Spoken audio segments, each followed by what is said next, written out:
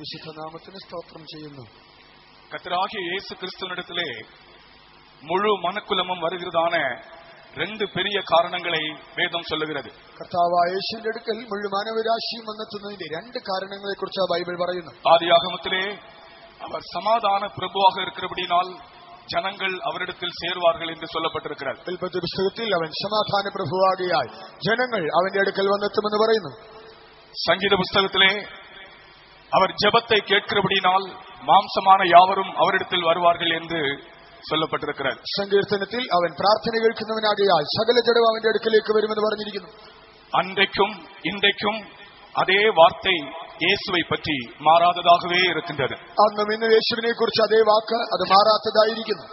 அவர் சமாதான பிரபுவாக இருக்கிறபடியால், அவர் சமாதான கர்த்தராக இருக்கிறபடியால், அவர் சமாதான காரணராக இருக்கிறபடியால் ஜனங்கள் அவரிடத்தில் சேர்ந்து கொண்டே இருக்கிறார்கள். അവൻ സമാധാന പ്രഭുവാകിയാൽ, സമാധാനകർത്തനാകിയാൽ, സമാധാനത്തിന്റെ കാരണഭൂതനാകിയാൽ ജനങ്ങൾ അവന്റെ അടുക്കൽ എത്തിക്കൊണ്ടിരിക്കുന്നു. அதுபோல அவர் பட்சபாதமின்றி மனிதருடைய ஜெபங்களை கேட்கிறவராக இருக்கிறபடியால் மாம்சமான யாவரும் அவரிடத்தில் வந்து கொண்டிருக்கிறார்கள். അതുപോലെ അവൻ മുഖപക്ഷം കൂടാതെ മനുഷ്യരുടെ പ്രാർത്ഥന കേൾക്കുന്നത് കൊണ്ട് സകല ജഡവും ജഡമായവരൊക്കെ അവന്റെ അടുക്കലേക്ക് വരുന്നു. இன்றைக்கு அவர் உங்களுக்கு சமாதானம் தருகிறவராகவும், உங்கள் ஜெபங்களை கேட்கிறவராகவும், உங்கள் யாவரையும் நம் யாவரையும் அங்கீகரிக்கிறவராக நம் மத்தியிலே வந்திருக்கிறார். ഇന്ന് അവൻ സമാധാനം തരുന്നവനായി, പ്രാർത്ഥന കേൾക്കുന്നവനായി, നാം എല്ലാവരെയും അംഗീകരിക്കുന്നവനായി നമ്മുടെ മധ്യേ വന്നിട്ടുണ്ട്. அதை விசுவாசிக்கிறவர்கள் உங்களுடைய கரங்களை உயர்த்தி சத்தமாக கர்த்தரை கொஞ்ச நேரம் ஸ்தோத்திரிப்போமா. വിശ്വസിക്കുന്നവർ ശബ്ദം ഉയർത്തി കരങ്ങൾ ഉയർത്തി അല്പനേരം ദൈവത്തിന് സ്തോത്രം ചെയ്യാം. ഹല്ലേലൂയ സ്തോത്രം സ്തോത്രം സ്തോത്രം സ്തോത്രം സ്തോത്രം സ്തോത്രം ഹല്ലേലൂയ ഹല്ലേലൂയ ഹല്ലേലൂയ സ്തോത്രം സ്തോത്രം സ്തോത്രം.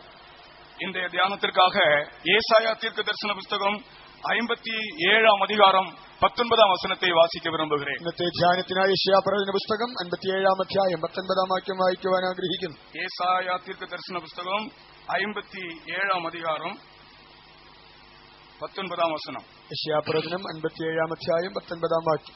ഞാൻ അധരങ്ങളുടെ ഫലം സൃഷ്ടിക്കും, ദൂരസ്ഥനും സമീപസ്ഥനും സമാധാനം സമാധാനം എന്നും ഞാൻ അവരെ സൗഖ്യമാക്കുമെന്നും യഹോവ അരുളിച്ചെയ്യുന്നു. தூரமாயிருக்கிறவர்களுக்கும் சமீபமாயிருக்கிறவர்களுக்கும் சமாதானம் சமாதானம் என்று கூறும் உதடுகளின் பலனை சிருஷ்டிக்கிறேன், அவர்களை குணமாக்குவேன் என்று கர்த்தர் சொல்லுகிறார். தூரமா இருக்கிறவர்களுக்கும் சமீபமா இருக்கிறவர்களுக்கும் சமாதானம் சமாதானம் என்று கூறுகிற உதடுகளின் பலனை சிருஷ்டிக்கிறேன். ഞാൻ ദൂരസ്ഥനും സമീപസ്ഥനും സമാധാനം സമാധാനം എന്ന് പറയുന്നതായ അധരഫലം സൃഷ്ടിക്കും. அவர்களை குணமாக்குவேன். ഞാൻ അവരെ സൗഖ്യമാക്കും. கர்த்தருக்கு ஸ்தோத்திரம். ദൈവത്തിന് സ്തോത്രം. பழைய ஏற்பாட்டின் காலத்திலும் புதிய ஏற்பாட்டின் காலத்திலும் ஆண்டவரோடு தூரமா இருக்கிறவர்களும் சமீபமா இருக்கிறவர்களும் என்று ரெண்டு கூட்டத்தினர் உண்டு. പഴയ നിയമകാലത്തും പുതിയ നിയമകാലത്തും ദൈവത്തിൽ നിന്ന് ദൂരസ്ഥരായിരിക്കുന്നവർ, സമീപസ്ഥരായിരിക്കുന്നവർ എന്നീ രണ്ട് കൂട്ടമുണ്ട്. பழைய ஏற்பாட்டின் காலத்தை பற்றி சில வார்த்தைகள் பேசுகிறேன். പഴയ നിയമകാലത്തെ കുറിച്ച് ചില വാക്കുകൾ പറയട്ടെ. பழைய ஏற்பாட்டிலே தேவனை விட்டு தூரமாக இருந்தவர்கள் ஜாதிகள் அல்லது யூதர் அல்லாத மற்ற அனைவரும். പഴയ നിയമകാലത്ത് ദൈവത്തെ വിട്ട് ദൂരമായിരുന്നവർ അവർ വിജാതീയർ അഥവാ യഹൂദന്മാരല്ലാത്തവർ. தேவனோடு சமீபமாக இருந்தவர்கள் யூதர்கள் அல்லது இஸ்ரவேல் ஜனங்கள். ദൈവത്തോട് അടുത്തിരുന്നവർ അവർ യഹൂദന്മാർ അഥവാ ഇസ്രായേലിയർ. கர்த்தர் சொல்லுகிறார், நான் சிருஷ்டிக்கிறேன் என்று. കർത്താവ് പറയുന്നത് ഞാൻ സൃഷ്ടിക്കുന്നു. என்ன சிருஷ்டிக்கிறேன்? എന്താണ് സൃഷ്ടിക്കുന്നത്? தூரமா இருக்கிறவர்களுக்கும் சமீபமா இருக்கிறவர்களுக்கும் உதடுகளின் பலனாகிய சமாதானம் சமாதானம் என்று சொல்லுகிற உதடுகளின் பலனை நான் சிருஷ்டிக்கிறேன் என்று சொல்லுகிறார். ദൂരസ്ഥന്മാർക്കും സമീപസ്ഥന്മാർക്കും സമാധാനം സമാധാനം എന്ന് അരുളി ചെയ്യുന്ന അധരഫലം സൃഷ്ടിക്കുമെന്ന് ദൈവം പറയുന്നു. உதடுகளின் பலன் என்றால் என்ன? അധരഫലം എന്നാൽ എന്താണ്? தேவனை மகிமைப்படுத்துகிற வார்த்தைகள், ദൈവത്തെ മഹത്വപ്പെടുത്തുന്ന വാക്കുകൾ, அல்லது தேவனை தன் வாழ்க்கையில் அனுபவித்ததை சொல்லி ஆண்டவரை மகிமைப்படுத்துகிற வார்த்தைகள் தான் உதடுகளின் பலன் என்று சொல்லப்படுகிறது. അഥവാ ദൈവത്തെ തങ്ങളുടെ ജീവിതത്തിൽ അനുഭവിച്ചതിനെ പറഞ്ഞ അവനെ മഹത്വപ്പെടുത്തുന്ന വാക്കുകളാണ് അധരഫലം. உலகத்தில் உள்ள எந்த மனிதனானாலும், அவன் தூரமா இருக்கிறவனானாலும் அவன் சமீபமா இருக்கிறவனானாலும், கர்த்தர் விரும்புகிறதை பாருங்கள், அவனுடைய உதடுகள் தேவனை மகிமைப்படுத்துகிற உதடுகளாக மாற வேண்டும். ലോകത്തിൽ ഏത് മനുഷ്യനും ആകട്ടെ, അവൻ ദൂരസ്ഥനായാലും സമീപസ്ഥനായാലും ദൈവത്തിന്റെ ആഗ്രഹം എന്താണെന്ന് അറിയാമോ? അവൻ ദൈവത്തിന് മഹത്വം നൽകുന്നതായ അധരഫലങ്ങൾ പുറപ്പെടുവിക്കണം. தேவனை மகிமைப்படுத்துகிற வார்த்தைகள் இல்லாத மனிதன் ஒரு கனி இல்லாத மரம் என்றுதான் சொல்ல வேண்டும். ദൈവത്തെ മഹത്വപ്പെടുന്ന ജീവിതമില്ലാത്തതായ ഒരു മനുഷ്യൻ അവൻ ഫലമില്ലാത്ത വൃക്ഷം പോലെ മാത്രമെന്ന് പറയാനാവും. ஒரு தென்னை மரத்தை நடுகிறீர்கள், தென்னை மரத்திலே தேங்காயே இல்லாவிட்டால் உங்களுக்கு எப்படி இருக்கும்? ഒരു തെങ്ങ് നട്ടിട്ട് അതിൽ തേങ്ങ ലഭിച്ചില്ലെങ്കിൽ നിങ്ങൾക്ക് എന്ത് തോന്നും?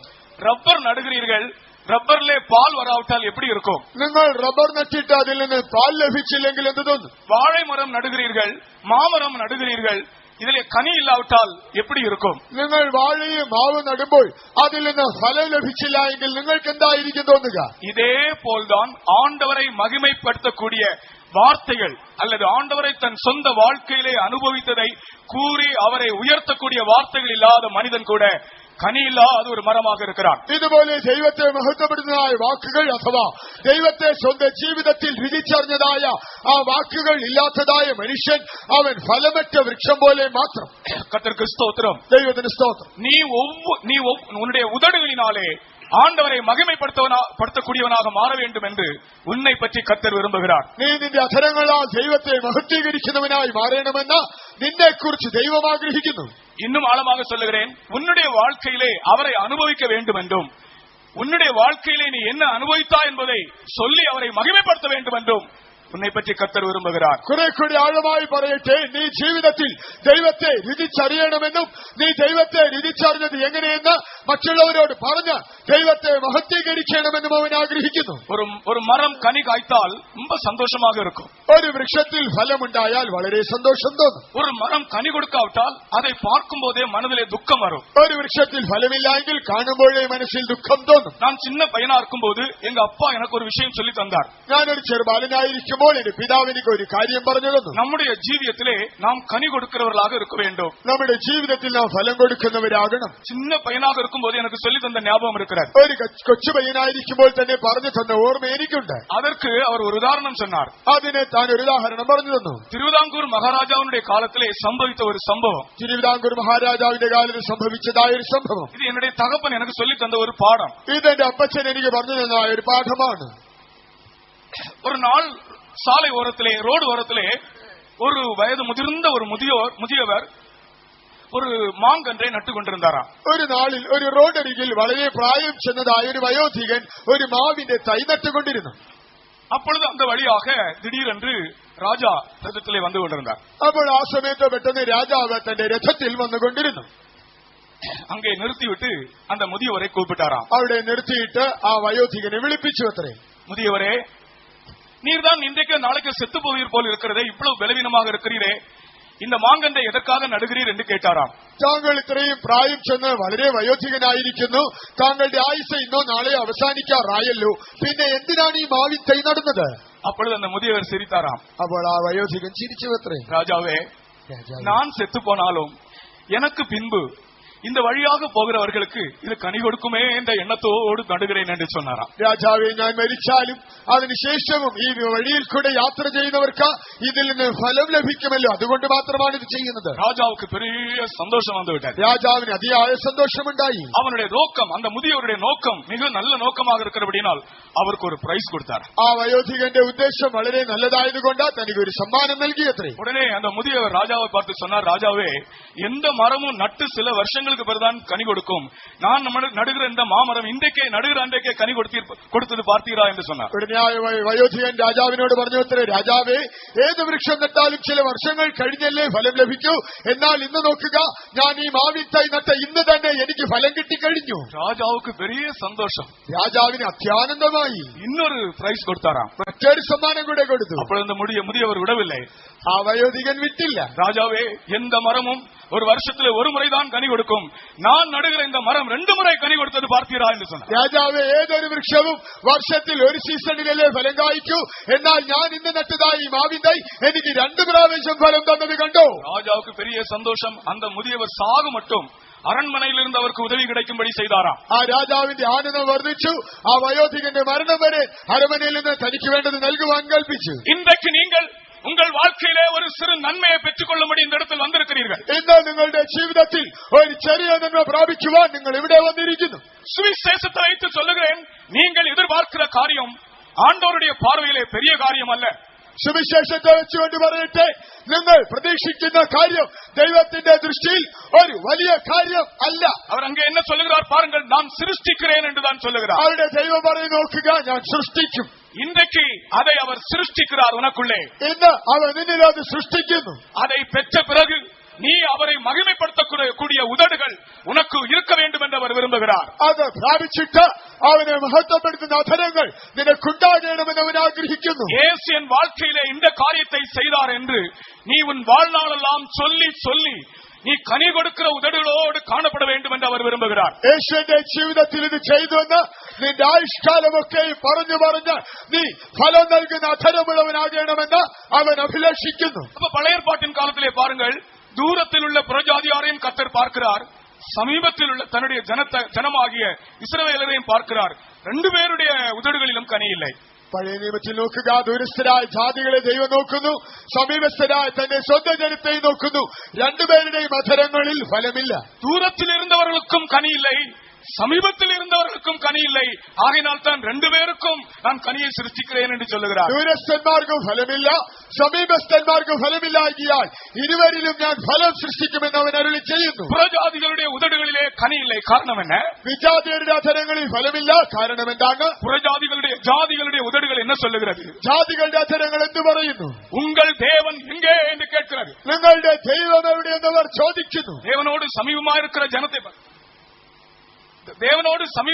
ஜனத்தை பார்த்து அந்த தூரத்தில் இருக்கிற ஜனங்கள் உங்கள் தேவன் எங்கே என்று கேட்கிறார்கள். ദൈവത്തോട് അടുത്തിരിക്കുന്ന ജനത്തെ നോക്കി ഈ ദൂരസ്ഥർ ചോദിക്കുന്നു, നിങ്ങളുടെ ദൈവം എവിടെ? சரி, இனி சமீபமா இருக்கிறவர்களுடைய உதடு என்ன சொல்லுகிறது பாருங்கள். ഇനി സമീപസ്ഥരുടെ അധരങ്ങൾ പറയുന്നത് എന്താണെന്ന് നോക്കുക.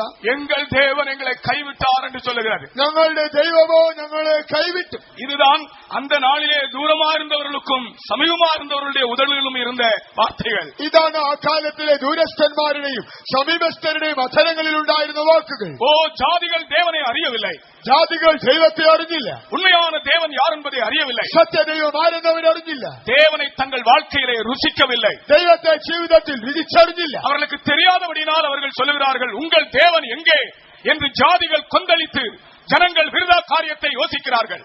ആകയാൽ അവർ ദൈവത്തെ ആരെന്നറിയായികയാൽ ജാതികൾ കലഹിക്കുന്നു, വംശങ്ങൾ വ്യർത്ഥമായത് നിരൂപിച്ചിട്ട് നിങ്ങളുടെ ദൈവം എവിടെയെന്ന് ചോദിക്കുന്നു. தேவன் பார்த்துக்கொண்டே இருக்கிறார் பூமியை. ദൈവം ഭൂമിയെ നോക്കിക്കൊണ്ടേയിരുന്നു. தூரமாயிருக்கிற ஜனங்கள் தன்னை அறியாதபடியினால் உங்கள் தேவன் எங்கே என்று கேட்கிறார்கள். ദൂരസ്ഥരായ ജനങ്ങൾ ദൈവത്തെ അറിയാകിയാൽ നിങ്ങളുടെ ദൈവം എവിടെയെന്ന് ചോദിക്കുന്നു. அவர்களுக்கு விசுவாசம் இல்லை, അവർക്ക് വിശ്വാസമില്ല. தேவன் யார் என்று தெரியவில்லை. ദൈവം ആരെന്ന് അറിയുന്നില്ല. ஆகையினால் அவர்கள் உங்கள் தேவன் எங்கே என்று கேட்கிறார்கள். ആകയാൽ നിങ്ങളുടെ ദൈവം എവിടെയെന്ന് ചോദിക്കുന്നു. ஜாதிகள் கொந்தளிக்கிறார்கள், ജാതികൾ കലഹിക്കുന്നു, வீண் காரியங்களை யோசிக்கிறார்கள், വ്യർത്ഥമായത് നിരൂപിക്കുന്നു. அவர்கள் பயங்கரமான காரியங்களை செய்யும்படி யோசனை பண்ணுகிறார்கள். അവർ ഭയാനകമായ കാര്യങ്ങൾ ചെയ്യുവാൻ നിരൂപിക്കുന്നു. அது ஒரு பக்கம் கர்த்தர் பார்க்கிறார். അതൊരു ഭാഗത്ത് ദൈവം കാണുന്നു. ஆனால் மறுபக்கத்திலே சமீபமா இருந்த தன்னுடைய ஜனங்களுடைய உதடுகளில் என்ன இருக்கிறது? മറുഭാഗത്ത് സമീപസ്ഥരായ തന്റെ ജനത്തിന്റെ അധരത്തിൽ ഉണ്ടായിരുന്നത് എന്താണ്? இஸ்ரவேல் ஜனங்கள் தேவனுக்கு சமீபமான ஜனங்கள்.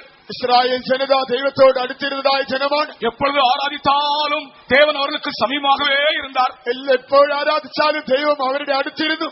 ஆனால் இந்த இஸ்ரவேலர், இந்த சீயோன் அவருடைய வாயினால் என்ன சொல்லுகிறார்கள்? എന്നാൽ ഈ ഇസ്രായേൽ, ഈ സീയോൻ തന്റെ വായ് കൊണ്ട് പറയുന്നത് എന്താണ്? எங்கள் தேவன் எங்களை கைவிட்டார், ഞങ്ങളുടെ ദൈവം ഞങ്ങളെ ഉപേക്ഷിച്ചു. அப்ப சமீபமா இருந்தவர்களுடைய வாயிலே அவர்களுக்கும் விசுவாசத்தின் வார்த்தை இல்லை, தேவனை அனுபவித்ததான சாட்சி இல்லை. സമീപസ്ഥരായിരുന്നവരുടെ വായിൽ വിശ്വാസമില്ല, ദൈവത്തെ രുചിച്ചറിഞ്ഞതായ സാക്ഷിയില്ല. சீயோனோ தேவன் என்னை கைவிட்டார் என்று சொல்லுகிறார். സീയോനോ എന്റെ ദൈവം എന്നെ ഉപേക്ഷിച്ചെന്ന് പറയുന്നു. தேவன் என்னை மறந்தார் என்று சொல்லுகிறார். എന്റെ ദൈവം എന്നെ മറന്നെന്ന് പറയുന്നു. ஆனால் அவர் கேட்கிறார், தாய் தன் பாலகனை மறப்பாளோ? എന്നാൽ ചോദിക്കുന്നുണ്ട്, ഒരു സ്ത്രീ താൻ പ്രസവിച്ച മകനെ മറക്കും? அந்த சந்தர்ப்பத்தை சுட்டிக்காட்டிதான் அந்த வார்த்தையை கர்த்தர் பேசுகிறார். ആ സന്ദർഭത്തെ ചൂണ്ടിക്കാട്ടിയാണ് ദൈവം പറയുന്നത്. எனக்கு சமீபமாய் நான் சேர்த்துக் கொண்ட ஜனம், ഞാൻ എന്റെ അടുക്കൽ കൂട്ടിച്ചേർത്തതായി என்னுடைய ஜனம் என்று உரிமை பாராட்டின ஜனக்கூட்டம், എന്റെ ജനമെന്ന് അവകാശത്തോടെ വാർത്തതാ പറഞ്ഞതായ ഈ ഗണം, எகிப்தில் നിന്ന് വിടുവിக்கப்பட்ட ஆசீர்வதிக்கப்பட்ட ஜனம், മിസ്രയീമിൽ നിന്ന് വിടുവിക്കപ്പെട്ടതായ ഭാഗ്യവാന്മാരായ சீனாயிலே என் மகிமையை கண்ட ஜனம், സീനായിലെ തേജസ് കണ്ട ജനം.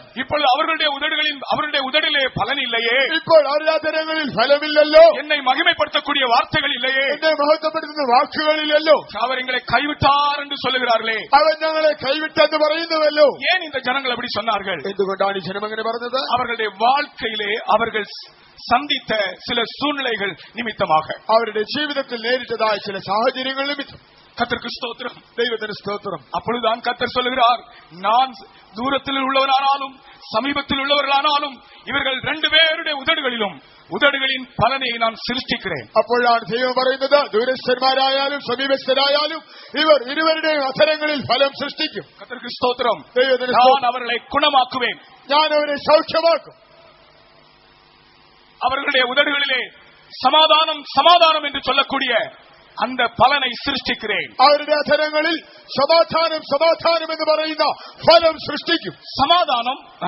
சமாதானம் என்ற தமிழிலே சொல்லப்பட்டிருக்கிற அந்த வார்த்தை எபிரேய பாஷையிலே ஷாலோம். സമാധാനം എന്ന് പറഞ്ഞിരിക്കുന്നതായ പദത്തിന് എബ്രായ ഭാഷയിൽ ഷാലോം എന്നതായ പദപ്രയോഗമാണുള്ളത്. தமிழ் வார்த்தையிலே சமாதானம் என்று சொல்லப்பட்டிருக்கிறது. അത് മലയാളത്തിലും തമിഴിലും സമാധാനം എന്ന് പറഞ്ഞിരിക്കുന്നു. ஆனால் எபிரேய பாஷையிலே அது ஷாலோம். എബ്രായ ഭാഷയിൽ അത് ഷാലോം. ஷாலோம் என்றால் அது பல அர்த்தங்கள் உண்டு. 4 அர்த்தங்களை இன்றைக்கு நான் சொல்லுகிறேன்.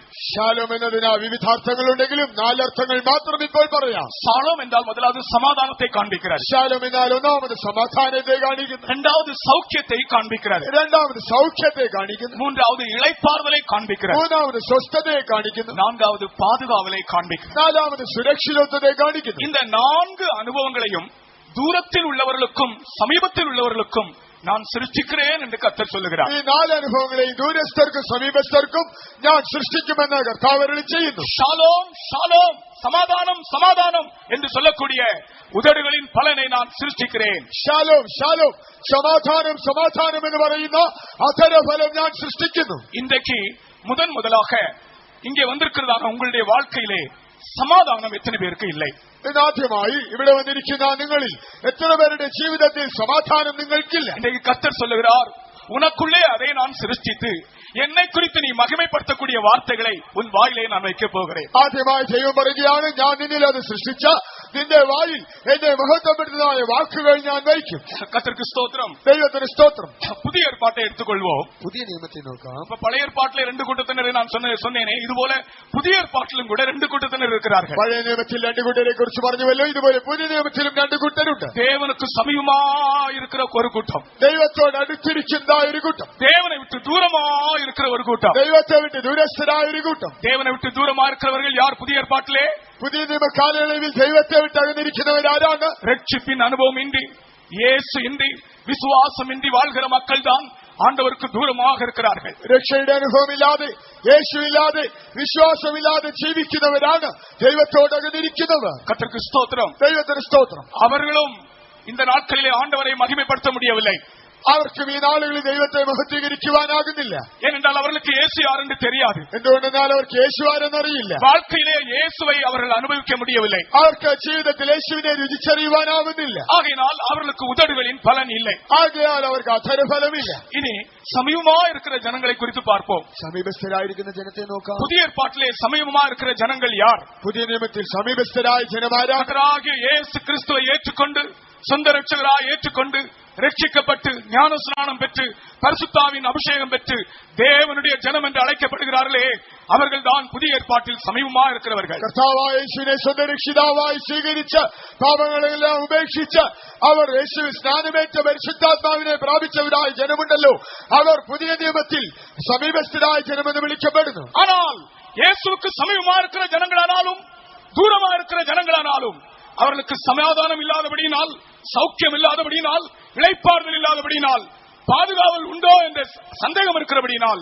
அவர்கள் ஆண்டவரை மகிமைப்படுத்துகிற உதடுகளின் கனிகள் அவர்களுடைய ஜீவியத்தில் இல்லை. എന്നാൽ സമീപസ്ഥരായാലും ദൂരസ്ഥരായാലും തങ്ങളുടെ ജീവിതത്തിൽ സമാധാനമില്ലാതെ, സൗഖ്യമില്ലാതെ, സ്വസ്ഥതയില്ലാതെ, സുരക്ഷിതത്വമുണ്ടോ എന്നുള്ള സംശയത്തിൽ അവർ ഇരിക്കുന്നത് കൊണ്ട് ദൈവത്തെ മഹത്വപ്പെടുത്തുവാൻ അവർക്ക് സാധിക്കുന്നില്ല. ஆகையினால் சமாதானத்தை சிருஷ்டித்து, ആകയാൽ സമാധാനം സൃഷ്ടിച്ച്, சௌக்கியத்தை சிருஷ்டித்து, സൗഖ്യം സൃഷ്ടിച്ച്, இளைப்பாறுதலை சிருஷ்டித்து, സ്വസ്ഥത സൃഷ്ടിച്ച്, பாதுகாப்பை உண்டாக்கி, സുരക്ഷിതത്വം ഉണ്ടാക്കി உன்னுடைய நாவினால் ஆண்டவரை மகிமைப்படுத்த வேண்டும் என்று கர்த்தர் விரும்புகிறார். നിന്റെ നാവിനാൽ ദൈവത്തെ മഹത്വപ്പെടുത്തണമെന്ന് അവൻ ആഗ്രഹിക്കുന്നു. எல்லா நாவுகளும் அவரை மகிமைப்படுத்த வேண்டும் என்று கர்த்தர் விரும்புகிறார். എല്ലാ നാവും അവനെ മഹത്വപ്പെടുത്തുവാൻ അവൻ ആഗ്രഹിക്കുന്നു. இங்கே இருக்கிற அனைவருடைய நாவுகளும் கர்த்தரை மகிமைப்படுத்த வேண்டும் என்று கர்த்தர் விரும்புகிறார். ഇവിടെയുള്ള എല്ലാവരുടെയും നാവ് അവനെ മഹത്വപ്പെടുത്തണമെന്ന് അവൻ ആഗ്രഹിക്കുന്നു. கர்த்தர் உங்களுக்குள்ளே சிருஷ்டிக்க போகிற அனுபவம், കർത്താവ് നിങ്ങളിൽ സൃഷ്ടിക്കുവാൻ പോകുന്ന അനുഭവം, நீங்கள் ஆண்டவரை மகிமைப்படுத்துவதற்கு ஏதுவாக இருக்கும். നിങ്ങൾ ദൈവത്തെ മഹത്വപ്പെടുത്തുവാൻ കാരണമായി മാറും. அவருடைய கரங்களை உயர்த்தி கொஞ்ச நேரம் அந்த பெரிய தேவனை கொஞ்ச நேரம் சத்தமாய் ஸ்தோத்திரித்து மகிமைப்படுத்துவோமாக. അല്പനേരം കരങ്ങൾ ഉയർത്തി വലിയവനായ ദൈവത്തെ ഉച്ചസ്വരത്തിൽ സ്തുതിച്ച് മഹത്വപ്പെടുത്താം. சத்தமாக கர்த்தரை துதித்து மகிமைப்படுத்துங்கள். ഉച്ചസ്വരത്തിൽ അവനെ സ്തുതിച്ച് മഹത്വീകരിക്കാം. உங்களுக்கு எவ்வளவு சத்தம் உண்டோ அவ்வளவு சத்தமாக ஆண்டவரை துதித்து എത്ര மகிமைப்படுத்துங்கள். ശബ്ദമുണ്ടോ അത്രയും ശബ്ദത്തിൽ സ്തുതിച്ച് മഹത്വപ്പെടുത്താം. ஹல்லேலூயா, ஹல்லேலூயா, ஆமென்.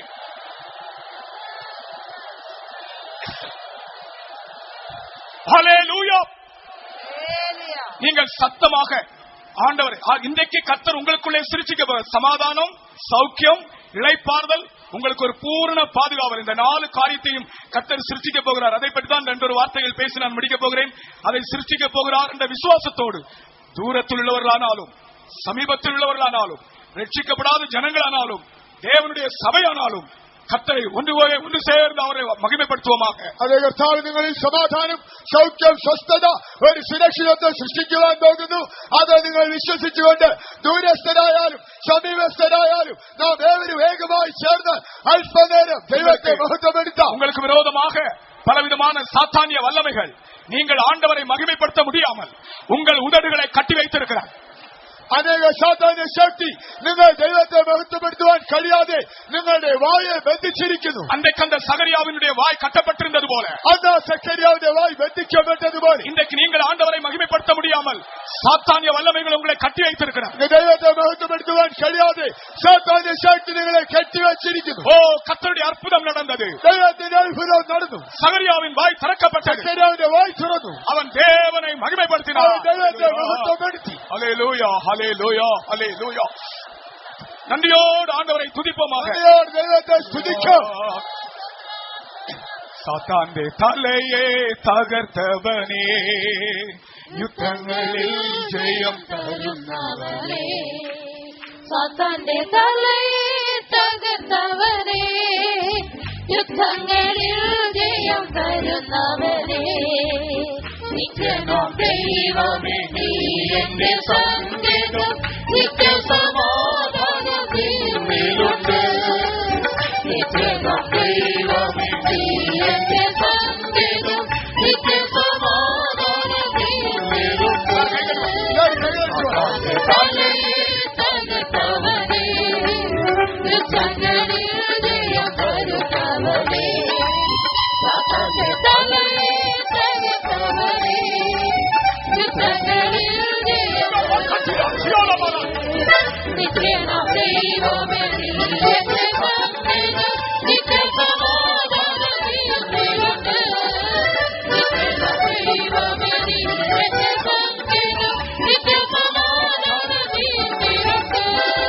இன்று இந்த இடத்தில் வந்திருக்கிற நீங்கள் ஒவ்வொருவரும் ஆண்டவரை மகிமைப்படுத்த வேண்டும் என்று கர்த்தர் உங்களுக்குள்ளே ஒரு புதிய காரியத்தை சிருஷ்டிக்க போகிறார். ഇന്നിവിടെ വന്നിരിക്കുന്ന ഓരോരുത്തരും ദൈവത്തെ മഹത്വപ്പെടുത്തണമെന്ന് ആഗ്രഹിച്ച് അവൻ നിങ്ങളുടെ ഉള്ളിൽ ഇന്ന് ഒരു പുതിയ കാര്യം സൃഷ്ടിക്കുവാൻ ആഗ്രഹിക്കുന്നു. எல்லாரும் கைத்தட்டி இந்த பாட்டு தெரிந்தவர்கள் எல்லாரும் பாடும். സാത്താനാവുന്ന കൈകളെ ചുവടിയാതെ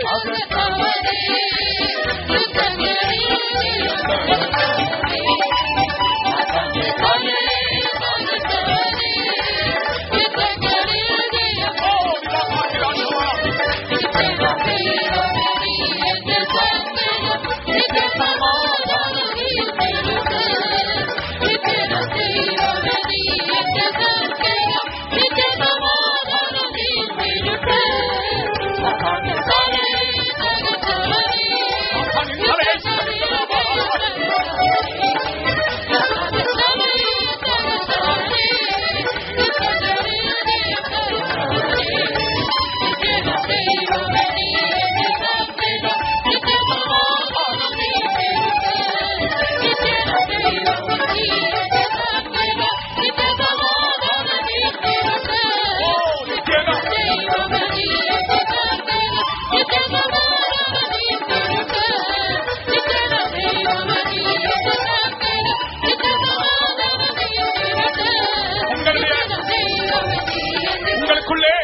சமாதானம் உருவாக்கப்படுகிறது, ஒரு இளைப்பாறுதல் உருவாக்கப்படுகிறது, ஒரு சௌக்கியம் உருவாக்கப்படுகிறது.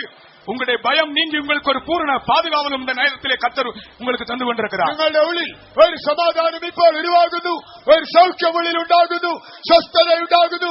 നിങ്ങളുടെ ഭയം മാറ്റി ഒരു സുരക്ഷിതത്വ ബോധം ദൈവം നിങ്ങൾക്ക് നൽകുന്നു. தூரத்திலுள்ளவர்களோ சமீபத்திலுள்ளவர்களோ இப்பொழுது கர்த்தருடைய கண்கள் நம்ம ஒவ்வொருவரையும் ஒரே விதமாய் தான் பார்க்கிறது. ദൂരസ്ഥരാകട്ടെ സമീപസ്ഥരാകട്ടെ ദൈവത്തിന്റെ ദൃഷ്ടി നമ്മെ ഒരുപോലെ കാണുന്നു. உங்களுடைய உதடுகளிலே கனியை உருவாக்க கர்த்தர் விரும்புகிறார். നിങ്ങളുടെ തലകളിൽ ഫലം സൃഷ്ടിക്കുവാൻ ദൈവം ആഗ്രഹിക്കുന്നു. உங்களுடைய ஆவி ஆத்மா சரீரத்திலே ஒரு கிரியை இப்பொழுது நடப்பிக்கிறார். ദേഹാത്മതയിൽ ഒരു പ്രവൃത്തി അവൻ ചെയ്യുന്നു. எல்லாரும் கைத்தட்டி இந்த கோர்ஸை ஒரு தடவை விட பாடுவோமாக. வல்லமையாக കൈകളടിച്ച ശക്തിയോടെ പദവി പാടാം. சாத்தாண்டே தலையே தகர்த்தவனே,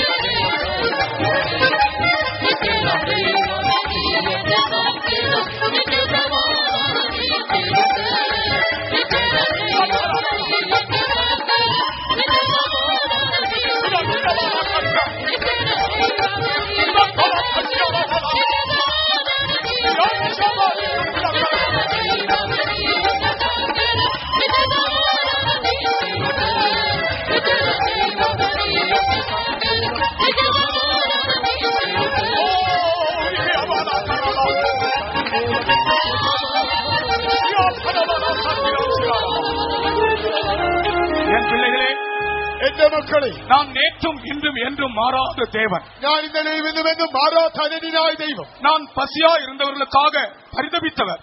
വിശന്നിരിക്കുന്നവരെ കണ്ട് ഞാൻ മനസ്സലിഞ്ഞവനായ ദൈവം. இப்பொழுதும் நான் பரிதபிக்கிறவராகவே இருக்கிறேன். ഇപ്പോഴും ഞാൻ അവരോട് കരളലിയുന്നു. நான் பாவிகளுக்கு இறங்குகிறவர். ഞാൻ പാപിയോട് കരുണ കാണിക്കുന്നു. நான் வியாதியஸ்தரை கண்டு மனதுருகினவர். ഞാൻ രോഗികളെ കണ്ട് മനസ്സലിഞ്ഞവൻ. நான் எல்லாவற்றையும் எல்லாவற்றாலும் நிரப்புகிறவர். ഞാൻ എല്ലാവറ്റിനെയും എല്ലാവറ്റാലും നിറയ്ക്കുന്നവൻ. நான் உங்களை ஆசீர்வதிப்பேன்.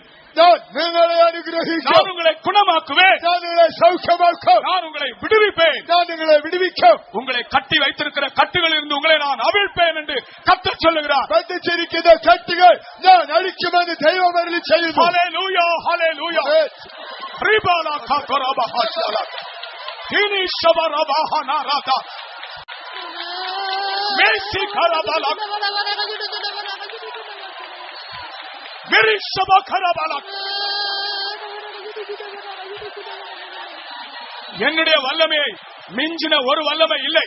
എന്റെ ശക്തിക്കപ്പുറത്ത് ഒരു ശക്തിയുമില്ല. நான் சகலத்துக்கும் மேலான தேவன். ഞാൻ എല്ലാറ്റിനേക്കാൾ ഉന്നതനായ ദൈവം. வானத்திலும் பூமியிலும் சகல அதிகாரமும் எனக்கு கொடுக்கப்பட்டிருக்கிறார். സ്വർഗത്തിലും ഭൂമിയിലും എല്ലാ അധികാരവും എനിക്ക് നൽകപ്പെട്ടിരിക്കുന്നു. இதுவரைக்கும் உன் நாவு என்னை மகிமைப்படுத்தாமலே இருந்தது. ഇതുവരെ നിന്റെ നാവ് എന്നെ മഹത്വപ്പെടുത്താതിരുന്നു. ஆனால் இன்று முதல் என்னை மகிமைப்படுத்துகிறவனாக உன்னை நான் மாற்றுவேன். ഇന്നു മുതൽ എന്നെ മഹത്വപ്പെടുത്തിയ വ്യക്തിയാക്കി ഞാൻ നിന്നെ മാറ്റും. கர்த்தர் சொல்லுகிறார். ദൈവം പറയുന്നു.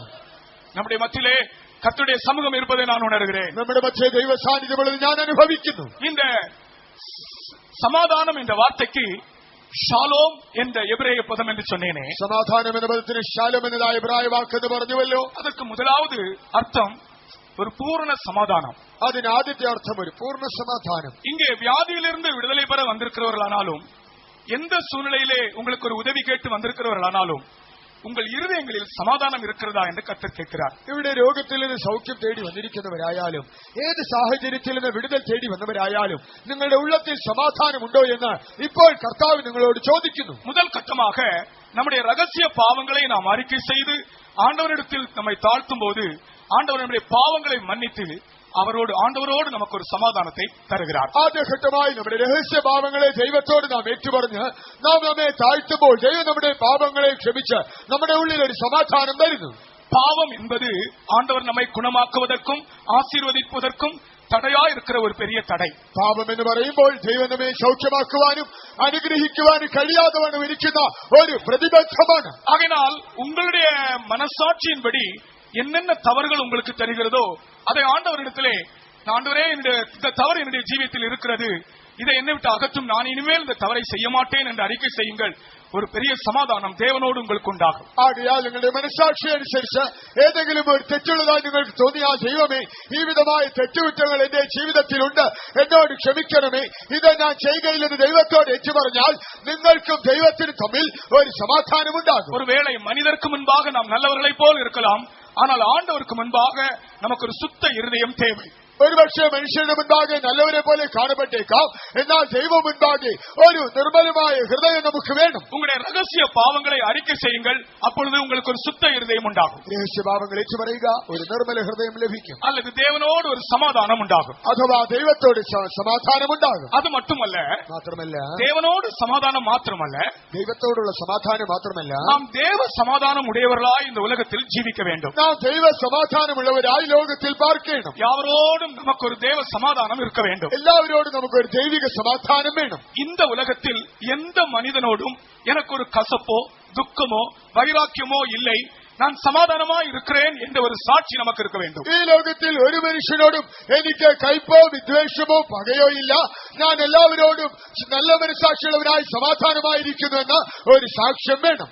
தேவனோடு சமாதானமா இருக்கிறேன் என்று சொல்லியும் மனிதனோடு சமாதானம் இல்லாமல் ஜீவித்தால் அவன் தேவனோடு சமாதானமா இருக்கவே முடியாது. ദൈവത്തോട് സമാധാനമുണ്ടെന്ന് പറഞ്ഞിട്ടും മനുഷ്യരോട് സമാധാനമില്ലാതിരുന്നാൽ അവന്റെ ജീവിതത്തിൽ സമാധാനമുള്ളവനായിരിക്കുവാനാവില്ല. கர்த்தருக்கு ஸ்தோத்திரம். ദൈവത്തിന് സ്തോത്രം. நாம் மனிதரோடு சமாதானமா இருக்க வேண்டும் என்று அந்த வெளிப்படுத்தல் உடையவர்களாக இருந்தால்தான் நமக்கு தீமை செய்தவர்களை கூட நாம் மன்னிக்க முடியும். മനുഷ്യരോട് സമാധാനമുള്ളവരാകണമെന്നുള്ള വെളിപ്പാടുണ്ടായാൽ മാത്രമേ നമുക്ക് ദോഷം ചെയ്തവരോട് സമാധാനമായിരിക്കുവാൻ ക്ഷമിക്കുവാൻ കഴിയൂ. மற்றவர்கள் நமக்கு தீமை செய்தாலும் அவர்களை மன்னிக்கும் போதுதான் நமக்கு உண்மையான சமாதானம் நம் இருதயத்தில் காணப்படுகிறது. മറ്റുള്ളവർ നമുക്ക് ദോഷം ചെയ്താലും അവരോട് ക്ഷമിക്കുമ്പോൾ മാത്രമേ ഒരു യഥാർത്ഥ സമാധാനം ഹൃദയത്തിൽ ഉണ്ടാകൂ. அவரோடும் சமாதானமாயிருக்க நாடுங்கள். എല്ലാവരോടും സമാധാനം ആചരിപ്പാൻ ഉത്സാഹിപ്പിൻ. கர்த்தராகிய இயேசு கிறிஸ்து சொன்னார், என் சமாதானத்தை உங்களுக்கு நான் வைத்து போகிறேன். കർത്താവായ യേശു എന്റെ സമാധാനം നിങ്ങൾക്ക് തന്നേച്ചു പോകുന്നു. கர்த்தராகிய இயேசு அவருடைய சமாதானத்தையே, அவருக்குள் இருந்த சமாதானத்தையே நமக்கு தந்து போயிருக்கிறார். കർത്താവായ യേശു തന്റെ സമാധാനം, അവനിലുണ്ടായ സമാധാനം തന്നെ നമുക്ക് തന്നിട്ട് പോയിരിക്കുന്നു. பவுலப்போஸ்தலன் தன் நிருபத்திலே தேவ சமாதானம் உங்கள் இருதயங்களில் ஆளுகை செய்ய கடவுது என்று எழுதுகிறார். അപ്പോസ്തലനായ പൗലോസ് തന്റെ ലേഖനത്തിൽ ഇപ്രകാരം എഴുതുന്നു, ദൈവ സമാധാനം നിങ്ങളുടെ ഹൃദയങ്ങളിൽ വാഴട്ടെ. எபிரேய நிருபக்காரன் சொல்லுகிறார், யாவரோடும் சமாதானமாயிருக்க நாடுங்கள். എബ്രായ ലേഖനകർത്താവ് പറയുന്നുണ്ട്, എല്ലാവരോടും സമാധാനം ആചരിപ്പിൻ. கர்த்தருக்கு ஸ்தோத்திரம். ദൈവത്തിന് സ്തോത്രം. ஆகையால் முதல் கட்டமாக இந்த ஷாலோம், இந்த சமாதானத்தை கர்த்தர் உங்களுக்குள்ளே சிருஷ்டிக்கிறார். ആദ്യപടിയായി ദൈവം ഈ ഷാലോം, ഈ സമാധാനം നിങ്ങളിൽ സൃഷ്ടിക്കുന്നു. எந்த மனுஷனிடத்திலும் எனக்கு ஒரு சிறிய ஒரு மனத்தாங்கல் கூட இல்லை, நான் மன்னிக்கிறேன், அவர் சமாதானமாக இருக்கிறேன் என்று நீங்கள் சொல்ல வேண்டும். ഒരു മനുഷ്യനോട് യാതൊരുവിധമായ മാനസികമായ വിദ്വേഷമോ പകയോ എനിക്കില്ല, ഞാൻ ക്ഷമിക്കുന്നത് നിങ്ങൾ പറയണം. சமீபத்திலே ஒரு கூட்டம் கிறிஸ்தவர்களை பற்றி நான் ஒரு சாட்சி படித்தேன். അടുത്ത കാലത്ത് ഒരു കൂട്ടം ക്രിസ്ത്യാനികളെ കുറിച്ചുള്ളതായ ഒരു സാക്ഷി ഞാൻ വായിച്ചു. அமெரிக்காவிலே பென்சில்வேனியா மாநிலத்திலே ஒரு கூட்டம் கிறிஸ்தவர்கள் இருக்கிறார்கள். അമേരിക്കയിൽ പെൻസിൽവാനിയ എന്ന സ്റ്റേറ്റിൽ ഒരു കൂട്ടം ക്രിസ്ത്യാനികളുണ്ട്. அவர்களுக்கு அமிஷ் கிறிஸ்தவர்கள் என்று பெயர். അവരെ അമീഷ് ക്രിസ്ത്യാനികൾ എന്ന് വിളിക്കുന്നു. ஏறத்தாழ ஆங்காங்கே அவர் சிறுபான்மை கூட்டத்தினர், ஆங்காங்கே மொத்தமாக கிட்டத்தட்ட 2 லட்சம் பேர் இருக்கிறார்களாம். അവർ ഒരു ന്യൂനപക്ഷമാണ്. അവിടെയും ഇവിടെയുമായി ഏറെക്കുറെ 2 ലക്ഷം പേർ കാണപ്പെടും. அவர்களுடைய முக்கியமான குறிக்கோள் யாவரோடும் சமாதானமாக ஜீவிக்க வேண்டும், அப்பொழுதுதான் ஆண்டவரோடு சமாதானமாக இருக்க முடியும். അവരുടെ പ്രധാന ലക്ഷ്യം എന്നത് എല്ലാവരോടും സമാധാനം ആചരിക്കണം, എങ്കിൽ മാത്രമേ ദൈവത്തോട് സമാധാനം ഉണ്ടാകൂ. எங்கெங்கேயோ விதமான வெளிப்படுத்தலோடு ஜனங்கள் ஜீவிக்கிறார்கள் பாருங்கள். അവിടെയായി ഈ വിധമായ വെളിപ്പാടോടുകൂടെ ജനങ്ങൾ ജീവിക്കുന്നത് കാണുക. வாழ்க்கையிலே எளிமை, ജീവിതത്തിൽ ലാളിത്യം, உடையில் எளிமை, വസ്ത്രധാരണത്തിൽ ലാളിത്യം, நகை அணிவதில்லையாம், ആഭരണങ്ങൾ ധരിക്കാറില്ല, ஆடம்பர வாழ்க்கையை விரும்ப மாட்டார்களா, ആഡംബര ജീവിതം ആഗ്രഹിക്കുന്നില്ല. அவர்கள் தங்கள் பிள்ளைகளை ലൗകികமான பயங்கரமான ஆடம்பரங்களுக்கு விடுவதில்லையாம். അവർ തങ്ങളുടെ കുഞ്ഞുങ്ങളെ ലൗകികതയിൽ ആഡംബരങ്ങളിൽ വിടാറില്ല. அவர்கள் அவிதமாய் போய்விடுவார்கள் என்று அவர்களுக்கென்று ஒரு பள்ளிக்கூடம் வைத்திருக்கிறார்களாம். അവരങ്ങനെ പോകുമോ എന്ന് പേടിച്ച അവർക്ക് വേണ്ടി മാത്രമായ ഒരു സ്കൂൾ നടത്തുന്നു. அவர்களுடைய கொள்கை யாவரோடும் சமாதானமாக இருக்க வேண்டும். അവരുടെ ആദർശം ഇതാണ്, എല്ലാവരോടും സമാധാനം ആചരിക്കണം. அப்பொழுதுதான் தேவனோடுள்ள அந்த இன்டிமேட் ஃபெலோஷிப், அந்த நெருங்கின தொடர்பை காத்துக்கொள்ள முடியும். இந்த கொள்கையோடு அவர்கள் காணப்படுகிறார்கள். അങ്ങനെയെങ്കിൽ മാത്രമേ ദൈവവുമായുള്ളതായ ആ അടുത്ത സമ്പർക്കം സൂക്ഷിക്കുവാൻ കഴിയൂ. ഇതാണ് അവരുടെ തത്വം. இந்த கொள்கையில் அவர்கள் உண்மையா இருக்கிறார்கள் என்பதை நிரூபிக்க ஒரு சம்பவம் நடந்தது. ഈ തത്വത്തിൽ അവർ വിശ്വസ്തരായിരിക്കുന്നത് തെളിയിക്കുവാൻ ഒരു സംഭവം നടന്നു. 2006 அக்டோபர் மாதம் அந்த சம்பவம் நடந்ததை நான் செய்தித்தாளிலே படித்தோம். 2006 ഒക്ടോബറിൽ ആ സംഭവം നടന്നത് പത്രദ്വാര മനസ്സിലാക്കി. திடீரென்று பக்கத்து கிராமத்தில் உள்ள ஒரு மனிதன், இந்த அமிஷ் கிறிஸ்தவர்களை அல்லாத ஒரு மனிதன் வந்து இவர்களுடைய பிள்ளைகள் படிக்கிற பள்ளிக்கூடத்திலே போய் சராமாரியாக சுட்டு விட்டார். പെട്ടെന്ന് അടുത്തുള്ളതായ ഗ്രാമത്തിലുള്ളതായ ഒരു വ്യക്തി, താൻ അമീഷ് ക്രൈസ്തവ ഗണത്തിലുള്ളവനല്ല, അവൻ ഇവരുടെ കുഞ്ഞുങ്ങൾ പഠിക്കുന്ന സ്കൂളിൽ ചെന്ന് അവിടെ തോക്കെടുത്ത് അവരുടെ കുഞ്ഞുങ്ങളെ അവൻ മുന്നും പിന്നും നോക്കാതെ വെടിവെച്ചിട്ടു. கொஞ்சம் பிள்ளைகளை கொண்டு போய் ஒரு ரூமிலே அடைத்து வைத்து பணைய கைதிகளாக வைத்து சில காரியங்களை கேட்டுக்கொண்டிருந்தார். കുറെ കുഞ്ഞുങ്ങളെ അവൻ ഒരു മുറിയിൽ കൊണ്ടുപോയി അടച്ച് അവരെ ബന്ധികളാക്കി വെച്ചുകൊണ്ട് അവൻ ചില കാര്യങ്ങൾ ആവശ്യപ്പെട്ടു. போலீஸ் அறிந்து வந்தார்கள். പോലീസ് ഉദ്യോഗസ്ഥർ വന്നു. அவர்கள் வந்து இவனை சுட்டு வெளியே கொண்டு வர வேண்டும் என்றதான அந்த தீர்மானத்தில் வந்தபோது அவனே தன்னை ஷூட் பண்ணி தற்கொலை செய்து கொண்டான். അവനെ കൊന്ന കുഞ്ഞുങ്ങളെ പുറത്തു കൊണ്ടുവരണമെന്ന് അവർ തീരുമാനിച്ചപ്പോൾ അവൻ സ്വയം വെടിവെച്ച് ആത്മഹത്യ ചെയ്തു. 10 பிள்ளைகள் செத்து போனார்கள். 10 കുട്ടികൾ മരിച്ചു. அவன் தற்கொலை செய்து கொண்டான். അവനും ആത്മഹത്യ ചെയ്തു. இப்பொழுது நம் ஒவ்வொருவருடைய அந்த மனப்பான்மை எப்படி இருக்கும்? ഇപ്പോൾ നമ്മുടെ ഓരോരുത്തരുടെയും മനോഭാവം എങ്ങനെയിരിക്കും? நம்முடைய குழந்தை, மரித்து போன குழந்தை நம்முடைய குழந்தையா இருந்தால் நம்முடைய மனப்பான்மை எப்படி இருக்கும்? ആ മരിച്ചുപോയതായ കുട്ടികളിലൊന്നും നമ്മുടേതായിരുന്നാൽ നമ്മുടെ മനോഭാവം എങ്ങനെയിരിക്കും? ஆனால் அந்த இறந்து போனதான ஒரு பிள்ளையுடைய தகப்பன் சொன்னாராம், நான் அந்த கொலையாளியை மன்னிக்கிறேன் என்று சொன்னார். ആ മരിച്ചുപോയ കുട്ടികളുടെ അപ്പൻ കുട്ടികളിൽ ഒരുത്തന്റെ അപ്പൻ പറഞ്ഞു അത്രേ, ഞാൻ ആ കൊലപാതകിയോട് ക്ഷമിക്കുന്നു. அந்த கொலையாளியுடைய மனைவி இடத்தில் போய் அவளுக்கு ஆறுதல் சொன்னார். ആ കൊലയാളിയുടെ ഭാര്യയുടെ അടുക്കൽ ചെന്ന് അവളെ ആശ്വസിപ്പിച്ചു.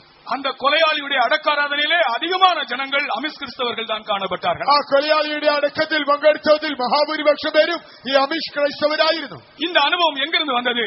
ഈ അനുഭവം എവിടെ നിന്നാണ് വന്നത്? ஆண்டவர் சொன்னார், சிருஷ்டிக்கிறேன். അതാണ് ദൈവം പറഞ്ഞത്, സൃഷ്ടിക്കുന്നു. இது சாதாரணமான ஒரு அனுபவம் அல்ல. ഇതൊരു സാധാരണ അനുഭവമല്ല. கர்த்தருக்கு ஸ்தோத்திரம். ദൈവത്തിന് സ്തോത്രം. சமாதானத்தை உனக்குள்ளே ஆண்டவர் சிருஷ்டிக்கிறார். ദൈവത്തിന് സമാധാനം സൃഷ്ടിക്കുന്നു. கர்த்தர் உனக்கு ஒரு சௌக்கியம் தருவது அவருக்கு ஒரு பெரிய காரியம் அல்ல. നിനക്കൊരു സൗഖ്യം തരിക ദൈവത്തിന് ഒരു വലിയ കാര്യമല്ല. ஆனால் சௌக்கியத்துக்கு முன்னே உனக்கு ஷாலோம், உனக்கு ஒரு நல்ல சமாதானத்தை உனக்குள் சிருஷ்டிக்கிறார். എന്നാൽ സൗഖ്യത്തിന് മുമ്പേ ഒരു ശാലോം, നല്ലൊരു സമാധാനം സൃഷ്ടിക്കുന്നു. எந்த காரணத்தின் நிமித்தமாகிலும் சமாதானத்தை இழந்து இங்கே யாராவது வந்திருந்தால் உங்களுக்குள்ளே கர்த்தர் சமாதானத்தை சிருஷ்டிக்கிறேன், ஷாலோம் ஷாலோம், சமாதானம் சமாதானம் என்று சொல்லுகிற அந்த உதடுகளின் பலனை உனக்குள் சிருஷ்டிக்கிறேன். യാതൊരു കാരണവശാലും സമാധാനമില്ലാത്തവരായ ആരെങ്കിലും വന്നുവെങ്കിൽ ദൈവ സമാധാനം സൃഷ്ടിക്കുന്നു. ഷാലോം ഷാലോം, സമാധാനം എന്ന് പറയുന്ന അധരബലം അവൻ സൃഷ്ടിക്കുന്നു. ஏனென்றால் அவர் சமாதானமுடையவர்.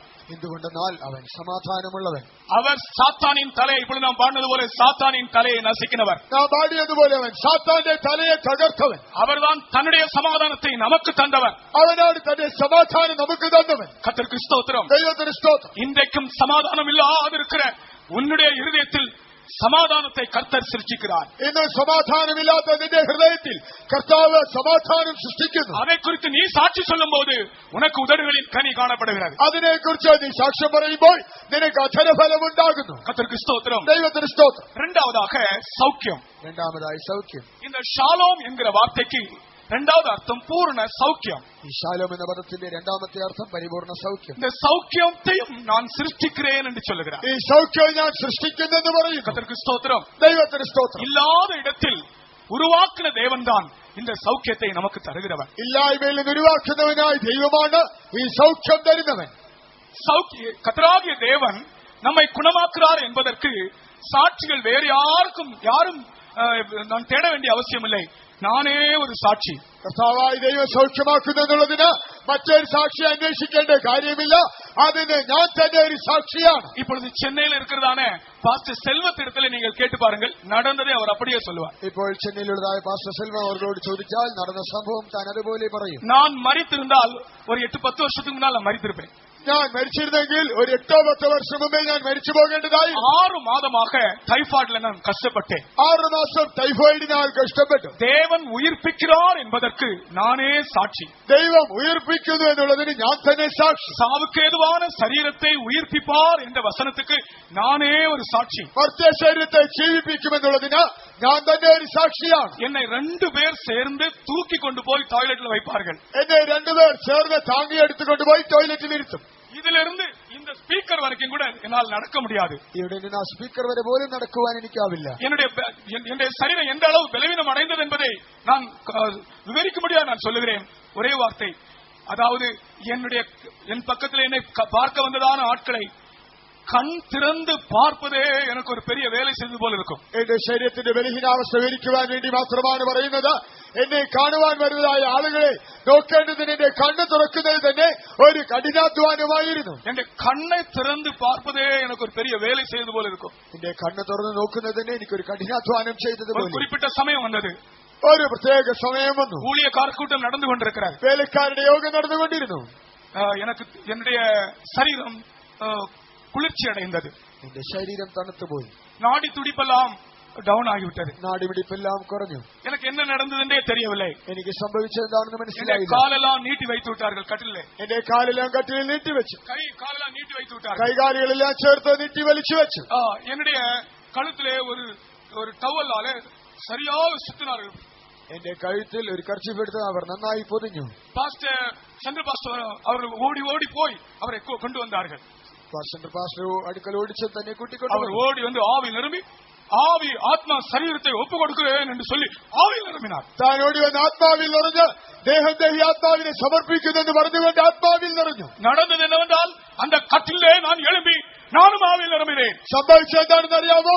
ആ കട്ടിലിൽ ഞാൻ എഴുന്നേറ്റിരുന്ന് ഞാനും ആത്മാവിൽ നിറഞ്ഞു. கிறிஸ்துவை மரித்தோரிலிருந்து எழுப்பினவருடைய ஆவி உங்களில் வாசமாக இருந்தால் கிறிஸ்துவை மரித்தோரிலிருந்து எழுப்பினவர் சாவுக்கேதுவான உங்கள் சரீரங்களையும் ഉയർപ്പിപ്പാർ എன்ற വചനത്തിற்கு ഞാൻ സാക്ഷി. ക്രിസ്തുവിനെ മരിച്ചവരിൽ നിന്ന് ഉയർപ്പിച്ചവന്റെ ആത്മാവ് നിങ്ങളിൽ വസിക്കുന്നുവെങ്കിൽ നിങ്ങളിൽ വസിക്കുന്ന തന്റെ ആത്മാവിനെ കൊണ്ട് അവൻ നിങ്ങളുടെ മർത്യ ശരീരത്തെ ജീവിപ്പിക്കുമെന്നുള്ളതിന് ഞാൻ തന്നെ ഒരു സാക്ഷിയാത്രേ.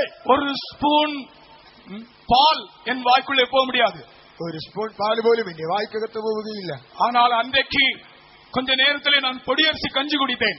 എന്നാൽ അന്ന് അല്പസമയത്തിനുള്ളിൽ ഞാൻ പൊടിയരി കഞ്ഞി കുടിച്ചു. கர்த்தரை பலப்படுத்தினார். കർത്താവിനെ ബലപ്പെടുത്തി. கர்த்தருக்கு ஸ்தோத்திரம். ദൈവത്തിന് സ്തോത്രം. நான் கர்த்தர் சுகமாக்குறார் சௌக்கியமாக்குறார் என்பதற்கு நான் ஒரு சாட்சியாக இருக்கிறேன். കർത്താവ് സൗഖ്യമാക്കുന്നു, സുഖം നൽകുന്നു എന്നുള്ളതിന് ഞാനും ഒരു സാക്ഷിയായി നിൽക്കുന്നു. இரண்டாவது இந்த கொட்டாரக்கரை இந்த ஹீலிங் சர்வீஸ்ல சுகமடைந்தவர் எங்க ஊழியக்காரர் மதுரையில இருந்து வந்திருக்கிறார்.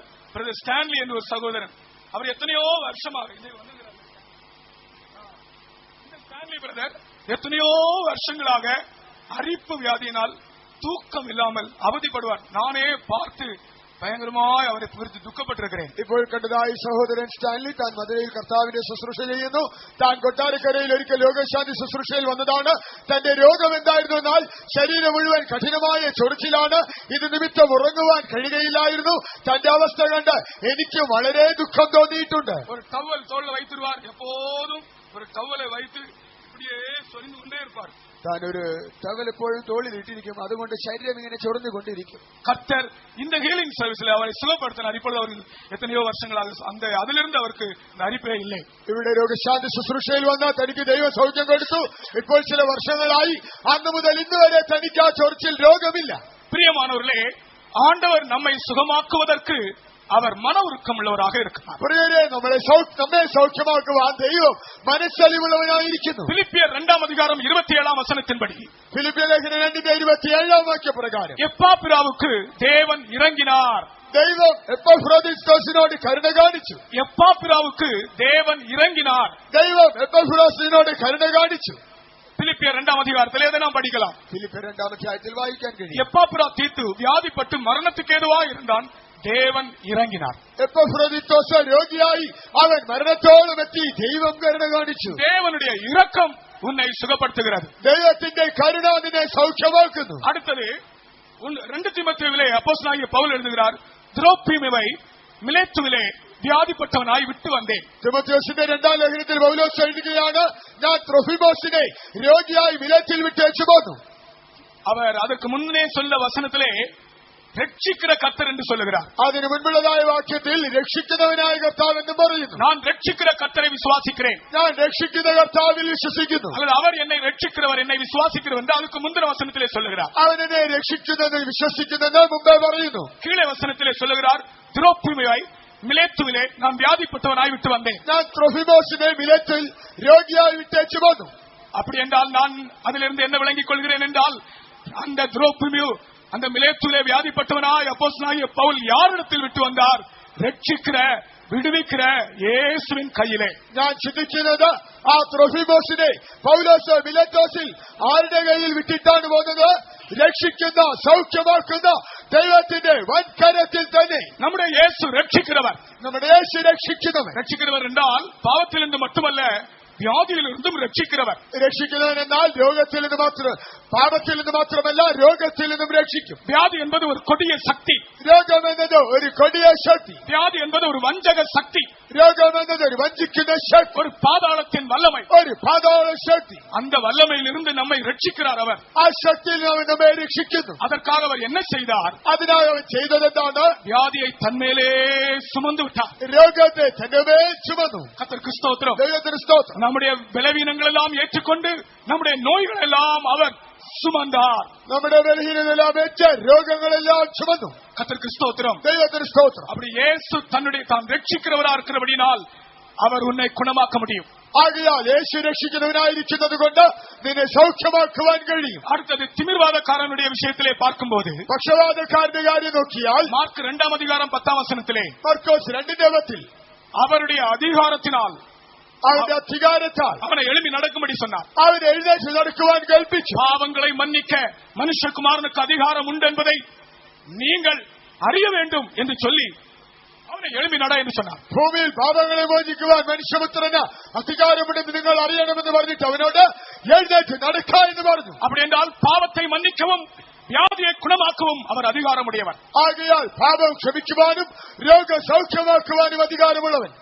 நான் எப்போதும் ஒரு சகோதரனுடைய വ്യാധി സുഖമാണതെ പറ്റി எப்போதும் நான் ஞாபகப்படுத்துவதுண்டு. ഒരു സഹോദരന്റെ രോഗസൗഖ്യത്തെ ഞാൻ എല്ലായ്പ്പോഴും ഓർപ്പിക്കാറുണ്ട്. நான் பெங்களூரில் இருந்த சமயத்திலே ഞാൻ ബാംഗ്ലൂരിലായിരുന്നപ്പോൾ பர்னபாஸ் என்று ஒருவர் இருந்தார். ബർന്നബാസ് എന്നൊരു വ്യക്തി ഉണ്ടായിരുന്നു. அவர் கர்த்தராகிய இயேசுவை அறியவில்லை. താൻ കർത്താവായ യേശുവിനെ അറിഞ്ഞിട്ടില്ലായിരുന്നു. குதிரை பந்தயத்திலே அவருக்கு பயங்கர ஆர்வம். താൻ കുതിരപ്പന്തയത്തിൽ വളരെ താല്പര്യമുള്ളവൻ. பில்லியார்ட்ஸ் விளையாடுகிறதிலே மிகவும் தேர்ச்சி பெற்றவர். താൻ ബില്ലിയാർഡ്സിൽ നിപുണനായിരുന്നു.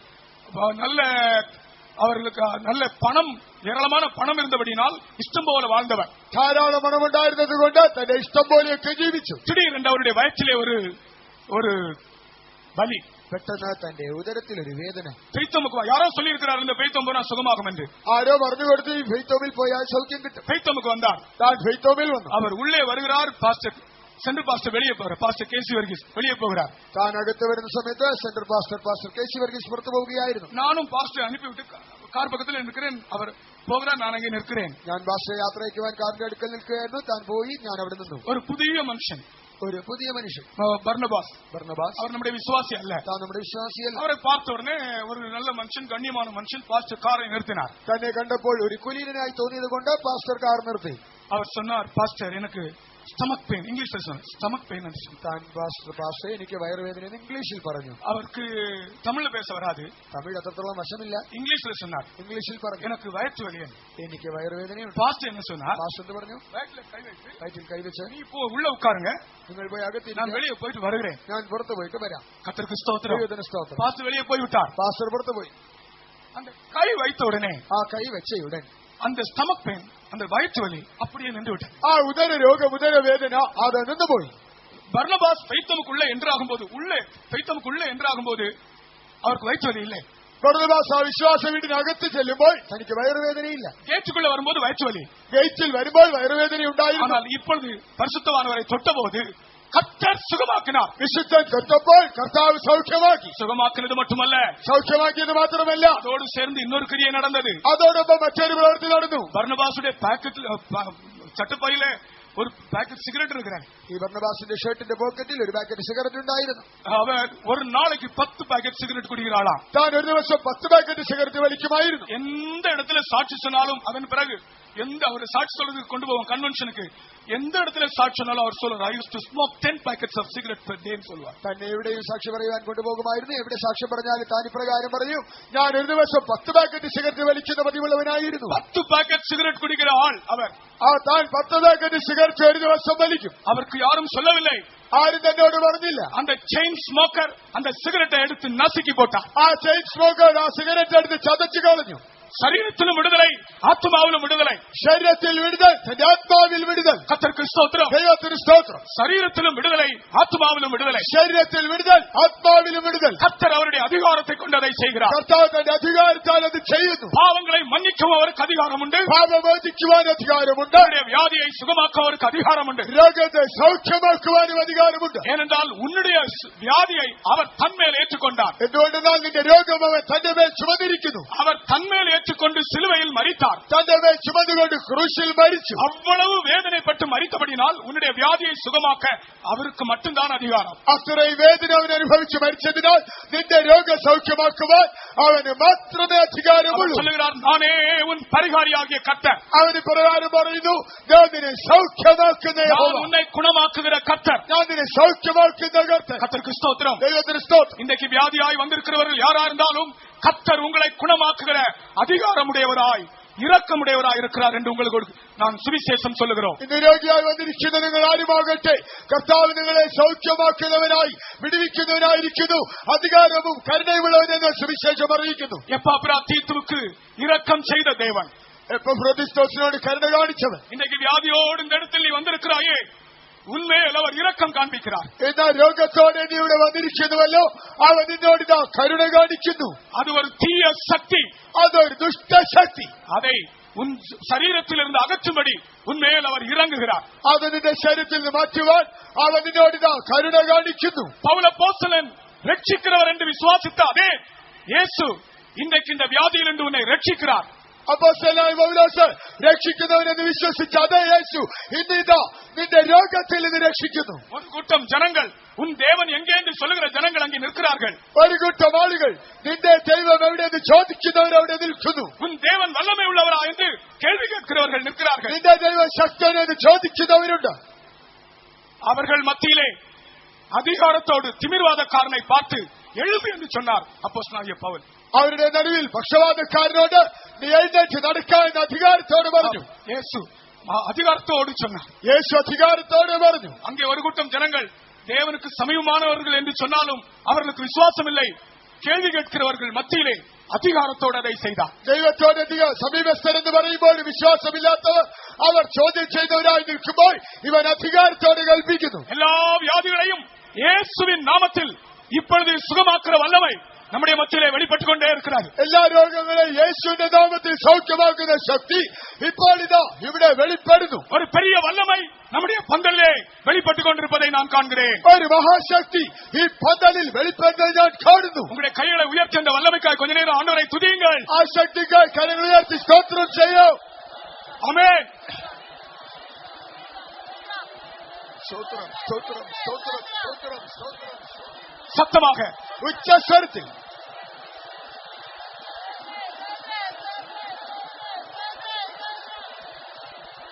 சத்தமாக കുറെ കൂടെ ഉച്ചസ്വരത്തിൽ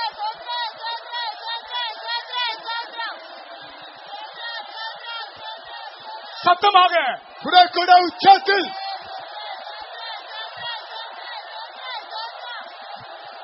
இதுவே உதடுகளின் பலன். ഇതത്ര അധരഫലം. இதுவே உதடுகளின் பலன். ഇതത്ര അധരഫലം. ஆண்டவரை மகிமைப்படுத்துவோம். ദൈവത്തെ മഹത്വപ്പെടുത്താം. எல்லாரும் இன்னும் கொஞ்சம் கூட சத்தமாக ஆண்டவரை நாம் துதிக்கும் போது ஒரு பெரிய பவர் வெளிப்படுகிறார். നാം കുറെ കൂടെ ഉച്ചത്തിൽ ദൈവത്തെ സ്തുതിക്കുമ്പോൾ വലിയ ശക്തി ഇവിടെ വിളങ്ങും. கரங்களை உயர்த்தி ஆண்டவரை கொஞ்ச நேரம் துதிப்போமாக. ദൈവത്തെ സ്തുതിക്കാം. ஆமென்.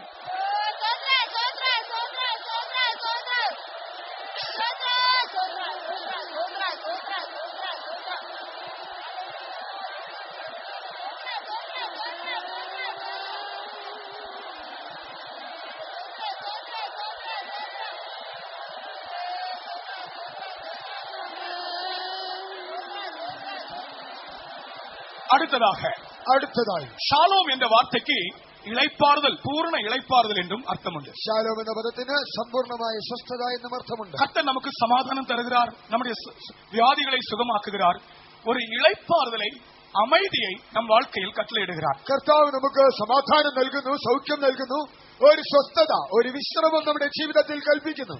இளைப்பாறுதல் என்ற அனுபவம் ஒரு தெய்வீகமான அனுபவமாகும். സ്വസ്ഥത എന്ന അനുഭവം എന്നത് ഒരു ദൈവികമായ അനുഭവം അത്രേ. இன்றைக்கு உலகத்தில் அநேக மக்களுக்கு இளைப்பாறுதல் இல்லை. ഇന്ന് ലോകത്തിൽ അനേകം ജനത്തിന് സ്വസ്ഥതയില്ല. தூரமா இருக்கிறவர்கள் ஆனாலும் ஆண்டவரை அறியாதவர்கள் ஆனாலும் ஆண்டவருடைய ஜனங்கள் ஆனாலும் இன்றைக்கு அநேகருக்கு இளைப்பாறுதல் இல்லை. ദൂരസ്ഥരായി ദൈവത്തെ അറിയാത്തവരായാലും ദൈവത്തെ അറിഞ്ഞ ദൈവജനമായാലും ഇന്ന് അനേകർക്ക് ഒരു സ്വസ്ഥതയില്ല. இளைப்பாறுதல் தரும்படியாக 2 காரியங்களை ஆண்டவர் செய்கிறார். സ്വസ്ഥത തരുവാൻ ദൈവം 2 കാര്യം ചെയ്യുന്നു. முதலாவது யோசுவாவின் புஸ்தகத்தில் நாம் வாசிக்கிறோம், யுத்தம் ஓய்ந்ததினாலே தேசம் அமைதலாக இருந்தது. ഒന്നാമതായി യോശുവയുടെ പുസ്തകത്തിൽ വായിക്കുമ്പോൾ യുദ്ധം തീർന്നതുകൊണ്ട് ദേശത്തിന് സ്വസ്ഥത വന്നു. அப்படி என்றால் உன்னுடைய வாழ்க்கையில் உள்ள யுத்தங்களை ஓய பண்ணி உனக்கு இளைப்பாறுதலை அவர் தர விரும்புகிறார். അങ്ങനെയെങ്കിൽ നിന്റെ ജീവിതത്തിലെ യുദ്ധങ്ങളെ നിർത്തൽ ചെയ്ത് അവൻ നിനക്ക് സ്വസ്ഥത തരുവാൻ ആഗ്രഹിക്കുന്നു. இன்றைக்கு மனிதருடைய இருதயங்களுக்குள்ளே யுத்தங்கள் காணப்படுகின்றன. ഇന്ന് മനുഷ്യരുടെ ഹൃദയങ്ങൾക്കുള്ളിൽ യുദ്ധങ്ങളുണ്ട്. அது போராட்டங்கள், അഥവാ പോരാട്ടം. பல ஆவிகள் உன் ஜீவியத்தில் உன் வாழ்க்கையில் உன் ஆத்மாவில் போராடுகிற പല ദുരാത്മാക്കൾ നിന്റെ ജീവിതത്തിൽ നിന്റെ പ്രാണനിൽ പോരാടിക്കൊണ്ടിരിക്കുന്നു. அதை நீ யாருக்கும் சொல்லுவதில்லை, சொல்ல வெட்கப்படுகிறாய். അതാരോട് നീ പറയാറില്ല, പറയുവാൻ ലജ്ജിക്കുന്നു. எந்த ஆட்களும் தன்னோடு போராடுகிற ஆவியை பற்றி மற்றவர்களோடு பகிர்ந்து கொள்ள மாட்டார்கள். ഏത് ആളുകൾ തന്നെയും തങ്ങളോട് പോരാടുന്ന ദുരാത്മാക്കളെ കുറിച്ച് മറ്റുള്ളവരോട് പറയുകയില്ല.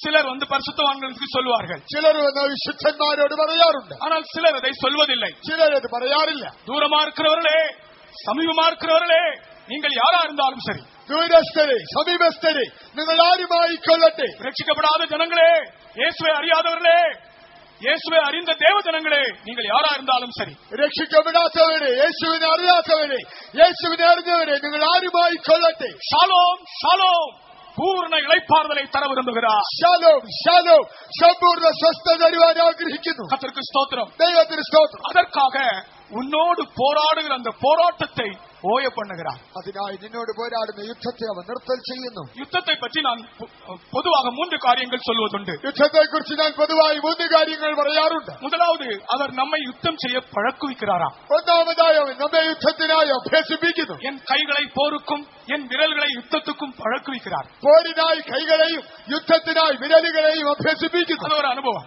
അതൊരു അനുഭവം. இன்னொரு வசனம் சொல்லுகிறது, മറ്റൊരു വചനം പറയുന്നു, நீங்கள் சும்மா இருங்கள், நான் உங்களுக்காக யுத்தம் பண்ணுகிறேன். നിങ്ങൾ മിണ്ടാതിരിപ്പിൻ, ഞാൻ നിങ്ങൾക്കായി യുദ്ധം ചെയ്യും. அப்ப அந்த இடத்துல நாம் யுத்தம் பண்ணோம், நாம் சும்மா இருக்கும் இளைப்பாறும்படி சொல்லுகிறார். கர்த்தர் நமக்காக யுத்தம் பண்ணுகிறார். അവരുടെ ദൈവം നമ്മോട് മിണ്ടാതെ സ്വസ്ഥമായിരിക്കുവാൻ പറയുന്നു. ദൈവം യുദ്ധം ചെയ്യുന്നു. மூன்றாவது ஒரு வசனம் சொல்லுகிறது, മൂന്നാമതൊരു വചനം പറയുന്നത്, அவர் பூமியின் கடைமுனை வரியந்தம் யுத்தங்களை ஓய பண்ணுகிறார். யுத்தமே இருக்கக்கூடாது. അവൻ ഭൂമിയുടെ അറ്റത്തൊക്കെ യുദ്ധങ്ങളെ നിർത്തൽ ചെയ്യുന്നു. യുദ്ധം പാടില്ല. அசுத்த ஆவிகள் உன் வாழ்க்கையில் போராடுகிற போராட்டத்திற்கு இந்த ராத்திரியிலே கர்த்தர் ஒரு முடிவை ഉണ്ടാക്ക വിരുമ്പുகிறார். അശുദ്ധാത്മാക്കൾ നിന്റെ ജീവിതത്തിൽ പോരാടുന്ന പോരാട്ടത്തിന് ഇന്ന് രാത്രി ഒരു അന്ത്യം കുറിക്കുവാൻ ദൈവം ആഗ്രഹിക്കുന്നു. சகோதரனே, சகோதரியே, எத்தனையோ நாட்கள் உன்னுடைய மனதிலே பெரிய ஒரு போராட்டம், அதை நீ யாருக்கும் சொல்லாமல் அந்த போராட்டத்தை நீயே சந்தித்துக் கொண்டிருக்கிறாய். സഹോദര സഹോദരി, എത്രയോ നാളുകളായി നിന്റെ മനസ്സിലൊരു പോരാട്ടം ആരോടും പറയാതെ നീ തന്നെ അതിനെ നേരിട്ടുകൊണ്ടിരിക്കുന്നു. அந்த யுத்தத்தை ஓய பண்ணுகிறவர், வல்லமை உள்ளவர் கர்த்தர். ആ യുദ്ധത്തെ നിർത്തൽ ചെയ്തത് ശക്തനായ ദൈവമത്രേ. கர்த்தராகிய இயேசு கிறிஸ்து மட்டுமே உன் மனதிலே ஒரு அமைதியையும் இளைப்பாறுதலையும் கட்டளையிட முடியும். കർത്താവായ യേശുവിന് മാത്രമേ നിന്റെ മനസ്സിൽ ഒരു സ്വസ്ഥത, ഒരു വിശ്രമം കൽപ്പിക്കുവാൻ സാധിക്കൂ. சமுத்திரத்தை பார்த்து இறையாதே என்று சொன்னவர் അവൻ സമുദ്രത്തോട് അനങ്ങാതെ അടങ്ങിയിരിക്കാൻ എന്ന് കൽപ്പിച്ചു. இம்மட்டும் வா, மிஞ்சி வராதே என்று சொன்னவர் ഇത്രത്തോളം വരാം, ഇതിനപ്പുറം കടക്കരുതെന്ന് കൽപ്പിച്ചു. ஓ, உன்னுடைய போராட்டத்தோடு அவர் பேசுகிறார். നിന്റെ പോരാട്ടത്തോട് അവൻ പറയുന്നു. அவர் சொல்ல ஆகும், அவர் கட்டளையிட நிற்கும். അവൻ കൽപ്പിക്കുമ്പോൾ സംഭവിക്കും, അവൻ പറയുമ്പോൾ അതുപോലെയാകും. யுத்தம் ஓயும் போது இளைப்பாறுதல் கிடைக்கிறது. യുദ്ധം നിൽക്കുമ്പോൾ സ്വസ്ഥതയുണ്ടാകും. இரண்டாவது, இளைப்பாறுதல் தரும்படி கர்த்தர் இன்னொரு காரியம் செய்கிறார். രണ്ടാമത് സ്വസ്ഥത തരുവാൻ കർത്താവ് മറ്റൊരു കാര്യം ചെയ്യും. நம்முடைய வாழ்க்கையிலே இளைப்பாறுதல் நாம் பெற்றுக்கொள்ளும்படி നമ്മുടെ ജീവിതത്തിൽ സ്വസ്ഥത പ്രാപിക്കുവാൻ நம்முடைய வழக்கை அவரே நடத்துகிறாராம். അവൻ നമ്മുടെ വ്യവഹാരം നടത്തുന്നു. எரேமியா 50ஆம் அதிகாரத்திலே வாசிக்கிறோம். യിരെമ്യാ പ്രവചനം 9-ാം അധ്യായത്തിൽ, எரேமியா 50ஆம் அதிகாரம் 34ஆம் வசனத்திலே, യിരെമ്യാ 9:34 தேசத்தை இளைப்பாற பண்ணும்படிக்கு ദേശത്തിന് സ്വസ്ഥത നൽകേണ്ടതിന് அவர்களுடைய வழக்கை அவர் நடத்துவார். അവനവരുടെ കാര്യവും വ്യവഹാരവും നടത്തും. தயவு செய்து இந்த வசனத்தை வாசிப்போம். ദയവായി ആ വാക്യം വായിക്കാം. ഭൂമിക്ക് സ്വസ്ഥത വരുത്തേണ്ടതിനും ബാബേൽ നിവാസികൾക്ക് സ്വസ്ഥത വരുത്തേണ്ടതിനും അവരുടെ വ്യവഹാരം ഞാൻ ശ്രദ്ധയോടെ നടത്തും. தேசத்தை இளைப்பாற பண்ணுவதற்கும் பாபிலோன் குடிகளை தத்தளிக்க பண்ணுவதற்கும் அவர்களுடைய வழக்கை அவர் நடத்துவார். தேசத்தை இளைப்பாற பண்ணும்படிக்கு அவர்களுடைய வழக்கை அவர் நடத்துவார். ദേശത്തിന് സ്വസ്ഥത വരുത്തേണ്ടതിന് അവരുടെ വ്യവഹാരം അവൻ നടത്തും. கர்த்தருக்கு ஸ்தோத்திரம். ദൈവത്തിന് സ്തോത്രം. உனக்கு இளைப்பாறுதல் தரும்படி உன்னுடைய வழக்கை அவர் நடத்துகிறார். அவரே நடத்துகிறார். നിനക്ക് സ്വസ്ഥത തരുവാൻ നിന്റെ വ്യവഹാരം അവൻ നടത്തുന്നു. അത് അവൻ തന്നെ നടത്തുന്നു. சில வேளைகளிலே மனிதர் உன்னுடைய உண்மையான நிலைமை என்ன என்று புரியாமல் இருப்பார்கள். ഒരുപക്ഷേ നിന്റെ യഥാർത്ഥ നിലവാരം അവസ്ഥ ജനങ്ങൾ മനസ്സിലാക്കുകയില്ല. ஆனால் கர்த்தர் உன்னை நன்றாக அறிகிறார். എന്നാൽ കർത്താവ് അതിനെ നന്നായിട്ട് അറിയുന്നു. ஒரு சம்பவத்தை சொல்லுகிறேன். ഒരു സംഭവം പറയട്ടെ. 1965 ஆண்டு விருதுநகர் பக்கத்திலே ஒரு பெரிய ஒரு மாநாடு நடந்தது. ஒரு அரசியல் மாநாடு. 1965 വിരുദനഗറിനടുത്ത് ഒരു വലിയ രാഷ്ട്രീയ സമ്മേളനം നടന്നു. அதிலே இந்தியாவிலே எல்லாராலும் அறியப்பட்ட ஒரு பெரிய தலைவர் வந்திருந்தார். ഭാരതത്തിൽ എല്ലാവർക്കും സുപരിചിതനായ ഒരു നേതാവ് വന്നിരുന്നു. அவர் ஸ்டேஜில் வந்து உட்கார்ந்த போது താൻ സ്റ്റേജിൽ വന്നിരുന്നപ്പോൾ ഫ്രണ്ട് റോல கொஞ்சம் வயசான ஆட்கள் உட்கார்ந்து இருந்தாங்க. ഇതുപോലെ മുൻനിരയിൽ കുറച്ച് പ്രായം ചെന്ന ആളുകൾ ഇരുന്നിരുന്നു. அவர் உட்கார்ந்து விட்டு சேர்ல உட்கார்ந்து விட்டு ஒரு குறிப்பிட்ட ஐயாவை பார்த்து கொண்டே இருந்தார். ஒரு பழைய ஒரு தாத்தா அவரை பார்த்து கொண்டே இருந்தார். താൻ ആ കസേരയിൽ ഇരുന്നുകൊണ്ട് വളരെ പ്രായം ചെന്നതായ ഒരു വലിയ പച്ചനെ താൻ ഇങ്ങനെ ശ്രദ്ധിച്ചു നോക്കിക്കൊണ്ടിരുന്നു. தன்னுடைய பக்கத்தில் நின்ற இன்ஸ்பெக்டரை கூப்பிட்டு, போலீஸ் இன்ஸ்பெக்டர் அவரை கூப்பிட்டு அந்த தாத்தாவை கூப்பிட்டு வர சொன்னார். തന്റെ അടുത്തുണ്ടായിരുന്ന പോലീസ് ഇൻസ്പെക്ടറോട് ആ മുതിർന്ന വ്യക്തിയെ വിളിച്ചുകൊണ്ടുവരുവാൻ പറഞ്ഞു. அவர் வந்த உடனே பார்த்து, நீங்க சுப்பையா தானே அப்படின்னு கேட்டார். തന്നെ നോക്കിയിട്ട് നിങ്ങൾ സുബ്ബയ്യ അല്ലേ എന്ന് ചോദിച്ചു. ஆமா யான். അതെ സാർ. அவர் கேட்டார், 1942 வருஷம் திருச்சி ஜெயில என்னோடு நீங்க இருந்தீங்களே. 1942 ആണ്ടിൽ ട്രിച്ചി ജയിലിൽ നിങ്ങൾ എന്നോട് കൂടെ ഉണ്ടായിരുന്നല്ലോ. ஆமா யான். അതെ സാറേ. கேட்டார், இவர்கள் சுதந்திர போராட்டத்து நிமித்தம் திருச்சி ஜெயில இருந்தவங்க. ഇവർ സ്വാതന്ത്ര്യ സമര നിമിത്തം ട്രിച്ചി ജയിലിലായിരുന്നു. உங்களுக்கு சுதந்திர போராட்டத்தினுடைய ஃப்ரீடம் ஃபைட்டர்ஸ் உடைய பென்ஷன் கிடைக்கிறதா என்று கேட்டார். സ്വാതന്ത്ര്യ സമര സേനാനികൾക്കുള്ളതായ പെൻഷൻ നിങ്ങൾക്ക് കിട്ടുന്നുണ്ടോ എന്ന് ചോദിച്ചു. அவர் சொன்னார், எனக்கு பென்ஷன் கிடைக்கவில்லை, நான் ஜெயிலில் இருந்ததுக்கு ப்ரூஃப் இல்லை என்று சொல்லிவிட்டார்கள் என்று சொன்னார். താൻ പറഞ്ഞു, എനിക്ക് ആ പെൻഷൻ കിട്ടുന്നില്ല, ഞാൻ ജയിലിൽ കിടന്നതിന് തെളിവില്ലെന്ന് അവർ പറഞ്ഞു കളഞ്ഞു. அப்பொழுதுதான் இந்த அரசியல் மாநாட்டுக்கு வந்திருக்கிற இந்த பெரிய அதிகாரி, பெரிய அரசியல் தலைவர், அவருடைய பேரு நான் சொல்ல விரும்பவில்லை, எல்லாருக்கும் தெரிந்தவர் தான். அவர் சொன்னார், என்ன ப்ரூஃப்? நான் தானே உங்களோடு கூட இருந்தேன். ആ രാഷ്ട്രീയ സമ്മേളനത്തിൽ നിന്നതായ രാഷ്ട്രീയ നേതാവ്, തന്റെ പേര് പറയുന്നില്ല, താൻ പറഞ്ഞു, അതിന് തെളിവെന്തിനാണ്? ഞാൻ തന്നെ നിങ്ങളോടുകൂടെ ഉണ്ടായിരുന്നുവല്ലോ. தானே உங்களோடு ஜெயிலில் இருந்தேன். ഞാനല്ലേ നിങ്ങളോടുകൂടെ ജയിലിലുണ്ടായിരുന്നത്. கர்த்தருக்கு ஸ்தோத்திரம். ദൈവത്തിന് സ്തോത്രം. தன்னுடைய பிஏ கூப்பிட்டு, இவருக்கு எந்த வருஷத்திலிருந்து ஃப்ரீடம் ஃபைட்டர்ஸ் உடைய பென்ஷன் கிடைக்க வேண்டுமோ எல்லாவற்றையும் ஒழுங்கு செய்ய சொன்னார். തന്റെ ബിയെ വിളിച്ചിട്ട് തനിക്ക് ഏത് വർഷം മുതൽ ആ പെൻഷൻ കിട്ടണമോ അത് മുൻകാല പ്രാബല്യത്തോടെ കൊടുക്കുവാൻ പറഞ്ഞു. உன்னுடைய வழக்கை கர்த்தரே டைரக்டாக நடத்துகிறார். നിന്റെ വ്യവഹാരം ദൈവം നേരിട്ട് നടത്തുന്നു. ஒருவேளை உன்னுடைய காரியம் மனுஷருக்கு தெரியாமல் இருக்கலாம். ഒരുപക്ഷേ നിന്റെ കാര്യം മനുഷ്യരറിയാതിരുന്നേക്കാം. மனுஷர்கள் ப்ரூஃப் இல்லை என்று சொல்லலாம். മനുഷ്യർ തെളിവില്ലെന്ന് പറഞ്ഞേക്കാം. ஆனால் கர்த்தர் அறிகிறார். എന്നാൽ കർത്താവ് അറിയുന്നു. தேசத்தை இளைப்பாற பண்ணும்படிக்கு ദേശത്തിന് സ്വസ്ഥത തരുവാൻ அவர்களுடைய வழக்கை நானே நடத்துவேன். അവരുടെ വ്യവഹാരം ഞാൻ തന്നെ നടത്തും. உன்னுடைய வழக்கை கர்த்தர் இன்றைக்கு முதல் உன்னுடைய ஃபைல் கர்த்தர் கையில போயிருக்கிறார். നിന്റെ വ്യവഹാരം നടത്തുവാൻ നിന്റെ ഫയൽ കർത്താവിന്റെ കയ്യിലെത്തി. உனக்கு நீதி கிடைக்கும். നിനക്ക് നീതി കിട്ടും. உனக்கு பதில் கிடைக்கும். നിനക്ക് മറുപടി ലഭിക്കും. உன்னுடைய ஜெபத்திற்கு பதில் கிடைக்கும். പ്രാർത്ഥനയ്ക്ക് ഉത്തരവുണ്ടാകും. விசுவாசிக்கிறவன் சத்தமாய் 3 அல்லேலூயா சொல்லுவான். വിശ്വസിക്കുന്നവർ സ്വരമെടുത്ത് 3 ഹല്ലേലൂയ പറയാം.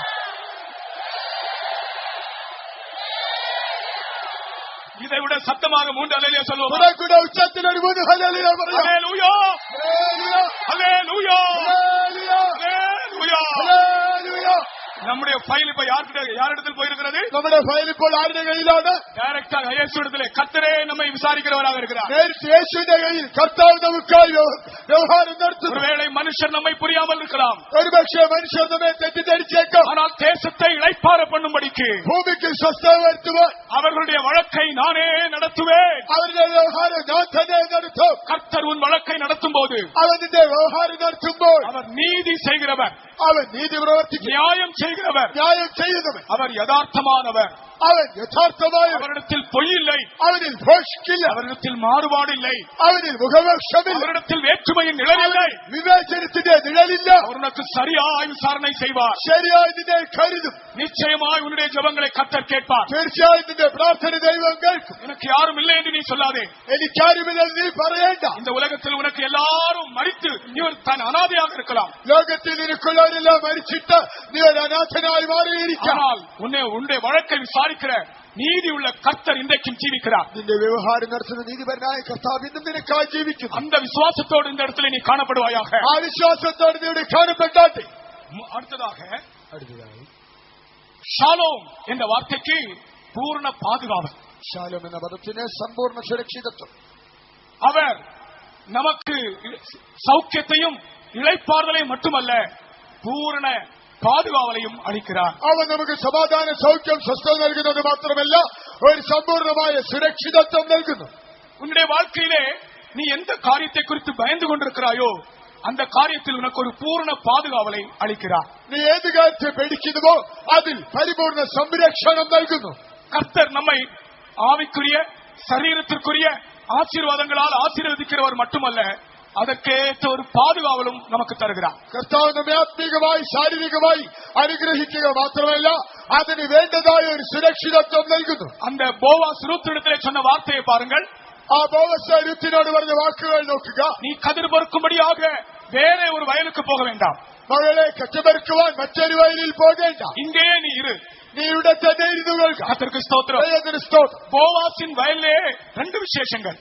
ബോവസിന്റെ വയലിൽ രണ്ട് പ്രത്യേകത. ஒன்று கதிர் கிடைக்கும், ഒന്ന് കച്ച ലഭിക്കും, இன்னொன்று பாதுகாவல் கிடைக்கும். മറ്റൊന്ന് അവർക്ക് സംരക്ഷണം நீ കിട്ടും. வேற வயலுக்கு போனால் വേറൊരു വയലിൽ പോയാൽ உனக்கு கதிர் உண்டு, നിനക്ക് കച്ചയുണ്ട്, ஆனால் பாதுகாவல் இல்லை. എന്നാൽ സംരക്ഷണമില്ല. ஆகையினால் தான் போவாஸ் இந்த வயலிலே இரு என்று சொன்னார். ആകയാൽ ബോവസ് ഈ വയലിൽ ഇരിക്കാൻ പറഞ്ഞു. கர்த்தர் உனக்கு ஒரு ஆசீர்வாதத்தை தந்து உன்னை அனுப்பி விடுகிறவர் அல்ல. കർത്താവ് നിനക്ക് ഒരു അനുഗ്രഹം എന്ന് പറഞ്ഞു വിടുകയല്ല, உனக்கு ஒரு சம்பூர்ணமான பாதுகாவலையும் அவர் தருகிறார். ഒരു സമ്പൂർണ്ണ സംരക്ഷണം നൽകുന്നു. எந்த காரியத்தை குறித்து நீ டவுட் பண்ணுகிறாயோ கவலைப்படுகிறாயோ உனக்கு ஒரு பாதுகாவலை கர்த்தர் அளிக்கிறார். ഏതൊരു കാര്യത്തെ സംശയിക്കുന്നു വിഷമിക്കുന്നു അതിൽ ദൈവം നിനക്ക് ഒരു സംരക്ഷണം തരുന്നു. உம்மை உறுதியாய் பற்றிக் கொண்ட மனதை உடையவன், സ്ഥിരമാനസൻ, உம்மையே நம்பி இருக்கிறபடினால் നിന്നിൽ ആശ്രയം വെച്ചിരിക്കുകയാൽ அவனை பூரண சமாதானத்தோடு காத்துக் கொள்வீர். നീ അവനെ പൂർണ്ണ സമാധാനത്തോടെ കാക്കുന്നു. அந்த இடத்துல ஷாலோம் என்ற வார்த்தை தான். അവിടെ ശാലോം എന്ന വാക്കാണ്. ஆமென். அந்த ஷாலோம் அந்த சமாதானத்தை உனக்குள்ளே கர்த்தர் சிருஷ்டிக்கிறார். ആ ശാലോം സമാധാനം അവനിൽ സൃഷ്ടിക്കുന്നു. அந்த பாதுகாவலை உனக்குள் ആ சிருஷ்டிக்கிறார். സുരക്ഷിതത്വം നിന്നിൽ സൃഷ്ടിക്കുന്നു. கர்த்தராகிய இயேசு கிறிஸ்துவை நாம் விசுவாசிக்கும் போது നാം കർത്താവായ യേശുവിൽ വിശ്വസിക്കുമ്പോൾ அவருடைய செட்டைகளின் நிழலுக்குள் இருக்கிறோம். അവന്റെ ചിറകിൻ നിഴലിലിരിക്കുന്നു. ஒரு நாள் கர்த்தர் என்னோடு பேசின வார்த்தையை நான் சொல்லுகிறேன். ഒരു നാളിൽ ദൈവം എന്നോട് സംസാരിച്ച വാക്ക് പറയട്ടെ. இந்த ஊழியத்திற்கு எப்படி வந்தேன், ഈ ശുശ്രൂഷയ്ക്കായി ഞാനിങ്ങനെ இந்த വന്നു, சபைக்கு எப்படி வந்தேன், ഈ സഭയ്ക്ക് എങ്ങനെ വന്നു, அதை கர்த்தர் திட்டமா என்னோடு பேசினார். അത് ദൈവം എന്നോട് സ്പഷ്ടമായി പറഞ്ഞു. അഭയം തേടി ഓടി വന്നു. யாரோ என்னை அடிக்க, என்னை கொல்ல, என்னை துரத்தி வரும்போது நான் எப்படி ஒரு அடைக்கலத்துக்காக ஒரு ரெஃப்யூஜிக்காக நான் ஓடுவேனோ அதுபோல ஓடி வந்த இடம்தான் இந்த பரிசுத்தவான்களின் ஐக்கியம். ആരെങ്കിലും മർദ്ദിക്കുവാൻ കൊല്ലുവാൻ വന്നാൽ ഞാൻ അഭയം തേടി ശരണത്തിനായി എങ്ങനെ ഓടുമോ അതുപോലെ അഭയം തേടി സങ്കേതം തേടി വന്നതാണ് ഈ വിശുദ്ധന്മാരുടെ കൂട്ടായ്മ. இந்த இடம் உனக்கு பாதுகாவல் உள்ள இடம். ഈ സ്ഥലം നിനക്കൊരു സുരക്ഷിത സ്ഥാനം. ரூத்து நகோமியை மாமியாராக ஏற்றுக்கொண்டாலும் மாமியாரோடு வாழ்ந்த வாழ்க்கை அவர் மாமியாரின் வீட்டில் இருந்தது அல்ல, கர்த்தர்களின் செட்டைகளின் நிழலில் இருந்தார். നവോമിയെ തന്റെ അമ്മായിയമ്മയായി അംഗീകരിച്ച് അവളുടെ വീട്ടിൽ പാർക്കുമ്പോഴും അവൾ പാർത്തത് അവിടെയല്ല, അവൾ യഹോവയായ ദൈവത്തിന്റെ ചിറകി നിഴലിലായിരുന്നു. ரூத் ஜீவித்தது மாமியார் வீடு அல்ல, രൂത്ത് ജീവിച്ചത് അമ്മായിയമ്മയുടെ ഭവനത്തിലല്ല, கர்த்தரின் செட்டைகளின் கீழே. കർത്താവിന്റെ ചിറകിൻ കീഴെ. பரிசுத்தவான்களின் சபை என்பது கர்த்தரின் செட்டைகளின் நிழல். വിശുദ്ധന്മാരുടെ സഭയെന്നത് കർത്താവിന്റെ ചിറകിൻ നിഴലത്രേ. அடைக்கலமாய் ஓடி வந்தோம். അവരുടെ അഭയം തേടി ഓടിയെത്തി. அந்த ரூத் அடைக்கலமாய் வந்தாள். ആ രൂത്ത് അഭയം തേടി വന്നു. ஆகையினால் தான் அவள் முத்தமிட்டு போகவில்லை.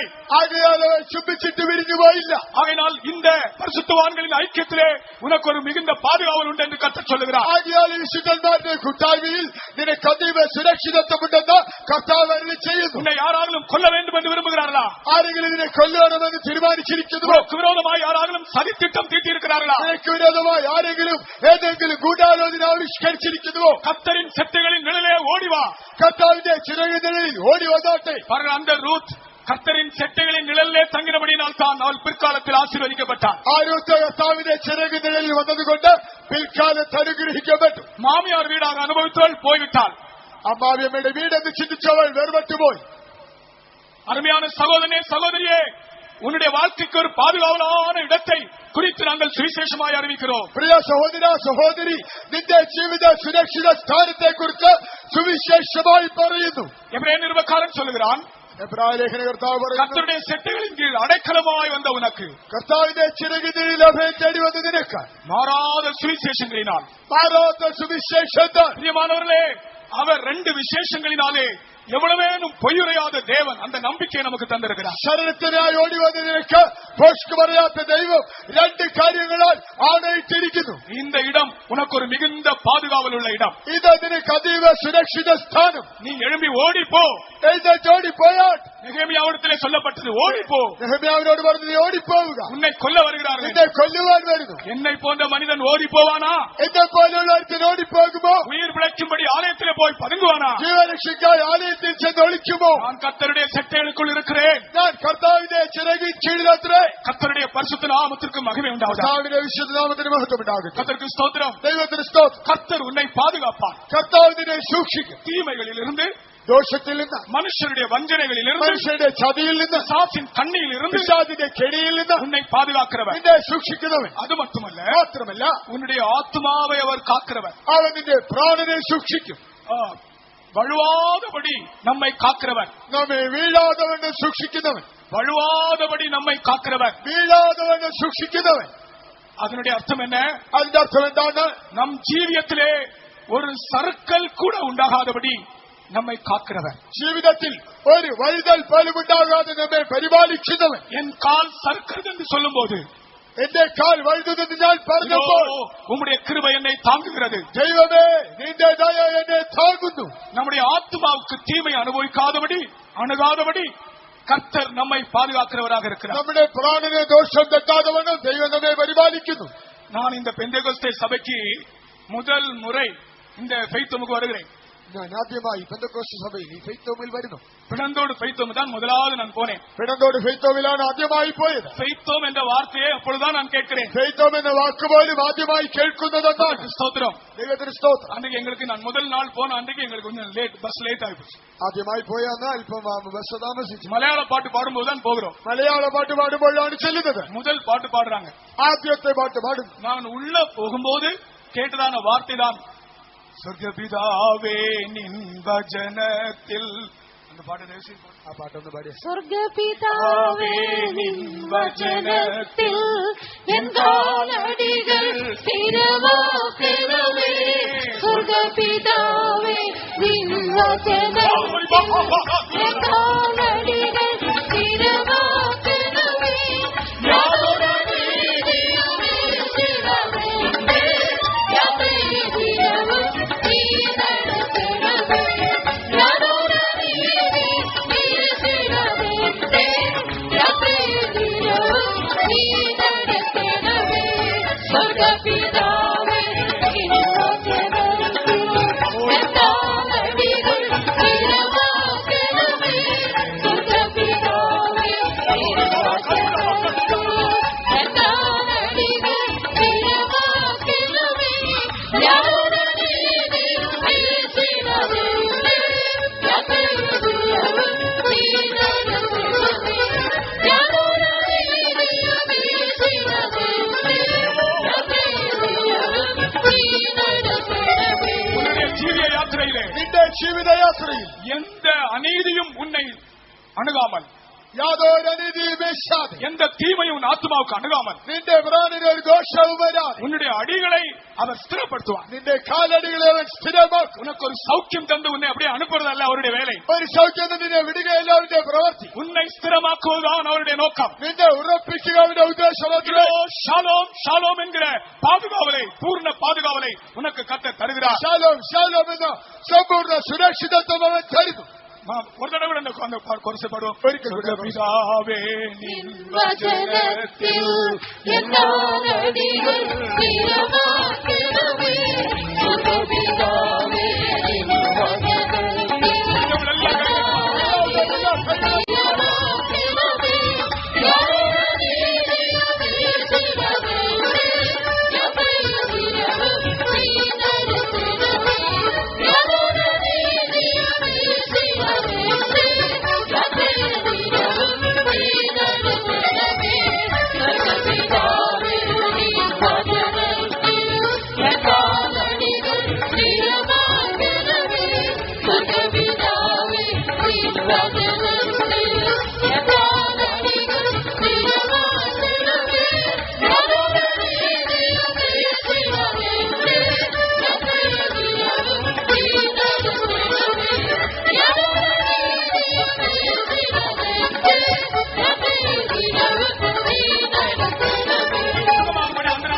സൗഖ്യമാകുവാൻ വന്നിരിക്കുന്നതാവേ நீர் என்னை சுகமாக்கும், കർത്താവേ നീ എന്നെ என்னை സൗഖ്യമാക്കണം, விடுவியும், എന്നെ വിടുവിക്കണമേ, என்னுடைய ஆத்மாவிலே என்னை ஸ்திரப்படுத்தும், എന്റെ ആത്മാവിൽ എന്നെ സ്ഥിരപ്പെടുത്തണമേ, நீதியான காரியங்களை என்னுடைய ஜீவியத்தில் அனுமதிக்காதரும், അനീതി എന്റെ ജീവിതത്തിൽ അനുവദിക്കരുതേ, கடைசி மட்டும் மரணம் மட்டும் நான் உமக்காகவே ஜீவிப்பேன். അവസാനത്തോളം മരണപര്യന്തം ഞാൻ നിനക്കായി ജീവിക്കും, என்னுடைய கால்கள் தவறக்கூடாது, എന്റെ കാലടികൾ വഴുതരുത്, என்னுடைய பாதை தவறக்கூடாது. എന്റെ പാത തെറ്റരുത്. நேற்றைக்கு நாம் கேட்டது போல அந்த ஜீவ பாதையிலே நடக்க வேண்டும், നിങ്ങൾ കേട്ടതുപോലെ ആ ജീവ വഴിയിൽ നടക്കേണ്ട, அந்த பூர்வ பாதையிலே நடக்க ആ வேண்டும். പഴയ വഴിയിൽ നടക്കേണ്ട, கால் வேற பாதையிலே போகக்கூடாது. കാൽ വേറെ വഴിയിൽ പോകരുത്. ஒரு குருடனை கர்த்தர் சுகமாக்கினால் ഒരു വീടിനെ കർത്താവ് സൗഖ്യമാക്കിയാൽ அந்த குருடன் போய் சினிமா தியேட்டர்ல உட்கார்ந்துருந்தா எப்படி இருக்கும்? ആ കുരുടൻ ചെന്ന് സിനിമാ തിയേറ്ററിൽ ഇരുന്നാൽ എങ്ങനെ ഇരിക്കും? இதுவரைக்கும் சினிமா பார்க்காமல் இருந்தான், ഇതുവരെ സിനിമ കാണാതിരുന്നു. அவனை கர்த்தர் சுகமாக்கினால் அவன் சினிமா பார்க்க போலாமா? കർത്താവിന് സൗഖ്യമാക്കിയാൽ അവൻ സിനിമ കാണാൻ പോകാമോ? ஒரு ஊமையனை கர்த்தர் சுகமாக்கினால் ഒരു ഉമ്മയെ ദൈവം സൗഖ്യമാക്കിയാൽ அவன் கர்த்தருக்கு பிரியமில்லாத வார்த்தைகள் பேசலாமா? ദൈവത്തിന് ഇഷ്ടമില്ലാത്ത വാക്കുകൾ പറയാമോ? ஆகையால் நீ சொல்லு, ஆண்டவரே என்னை நீ சுகமாக்கினால் ആദ്യം നീ പറയുക, കർത്താവേ അങ്ങ് എന്നെ സൗഖ്യമാക്കിയാൽ உம்முடைய பாதையிலே நான் நடப்பேன். അങ്ങയുടെ വഴിയിൽ നടക്കും. பிதாவே വചനത്തിൽ എന്നോടടികൾ സ്ഥിരമാക്കണമേ. സുഖപിതാവേ നിൻ വചനത്തിൽ എന്നോടടികൾ സ്ഥിരമാക്കണമേ.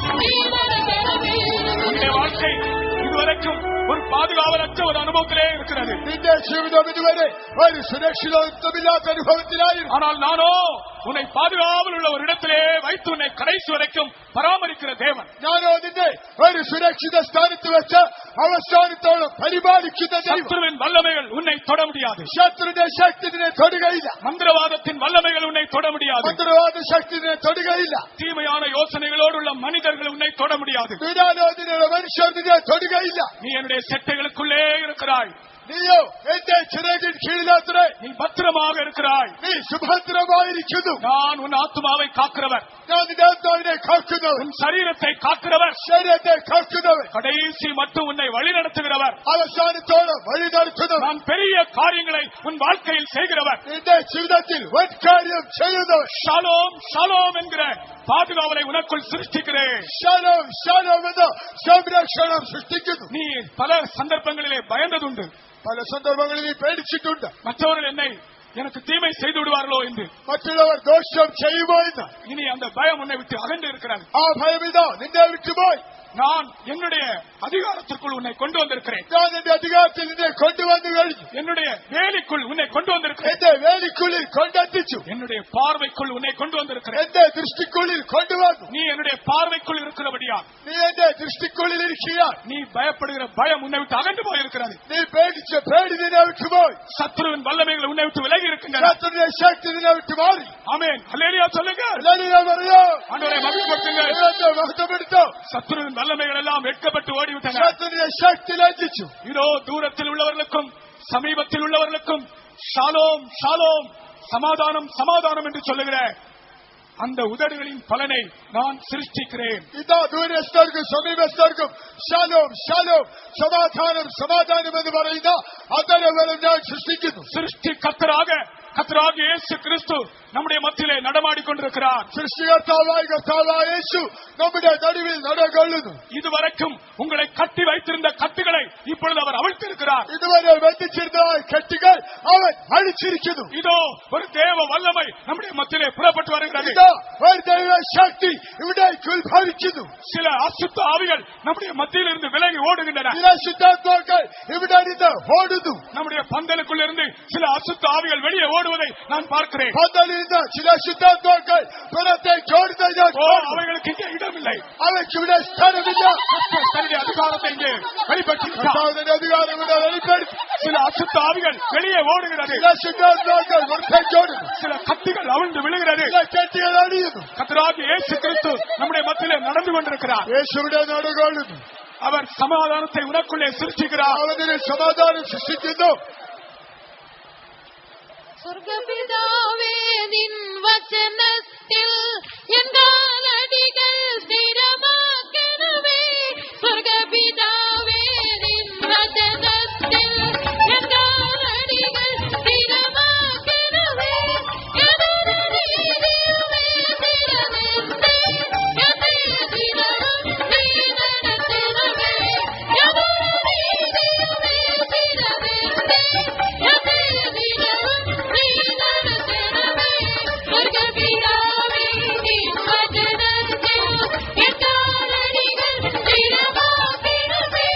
സ്വർഗപിതാവേ നിൻ വചനത്തിൽ എൻ കാലടികൾ സ്ഥിരമാക്കണമേ. യതൊരു നീതിയുമേ സ്ഥിരമെന്നേ യതേ ദിനവും നീ നടത്തണമേ. യതൊരു നീതിയുമേ സ്ഥിരമെന്നേ യതേ ദിനവും നീ നടത്തണമേ. സ്വർഗപിതാവേ നിൻ വചനത്തിൽ എൻ കാലടികൾ സ്ഥിരമാക്കണമേ. സ്വർഗപിതാവേ നിൻ വചനത്തിൽ എൻ കാലടികൾ സ്ഥിരമാക്കണമേ. യതൊരു നീതിയുമേ സ്ഥിരമെന്നേ യതേ ദിനവും നീ നടത്തണമേ. യതൊരു നീതിയുമേ സ്ഥിരമെന്നേ യതേ ദിനവും നീ നടത്തണമേ. സ്വർഗപിതാവേ നിൻ വചനത്തിൽ എൻ കാലടികൾ സ്ഥിരമാക്കണമേ. സ്വർഗപിതാവേ നിൻ വചനത്തിൽ എൻ കാലടികൾ സ്ഥിരമാക്കണമേ. യതൊരു നീതിയുമേ സ്ഥിരമെന്നേ യതേ ദിനവും നീ നടത്തണമേ. യതൊരു നീതിയുമേ സ്ഥിരമെന്നേ യതേ ദിനവും നീ നടത്തണമേ. യതൊരു നീതിയുമേ സ്ഥിരമെന്നേ യതേ ദിനവും നീ നടത്തണമേ. യതൊരു നീതിയുമേ സ്ഥിരമെന്നേ യതേ ദിനവും നീ നടത്തണമേ. യതൊരു നീതിയുമേ സ്ഥിരമെന്നേ യതേ ദിനവും നീ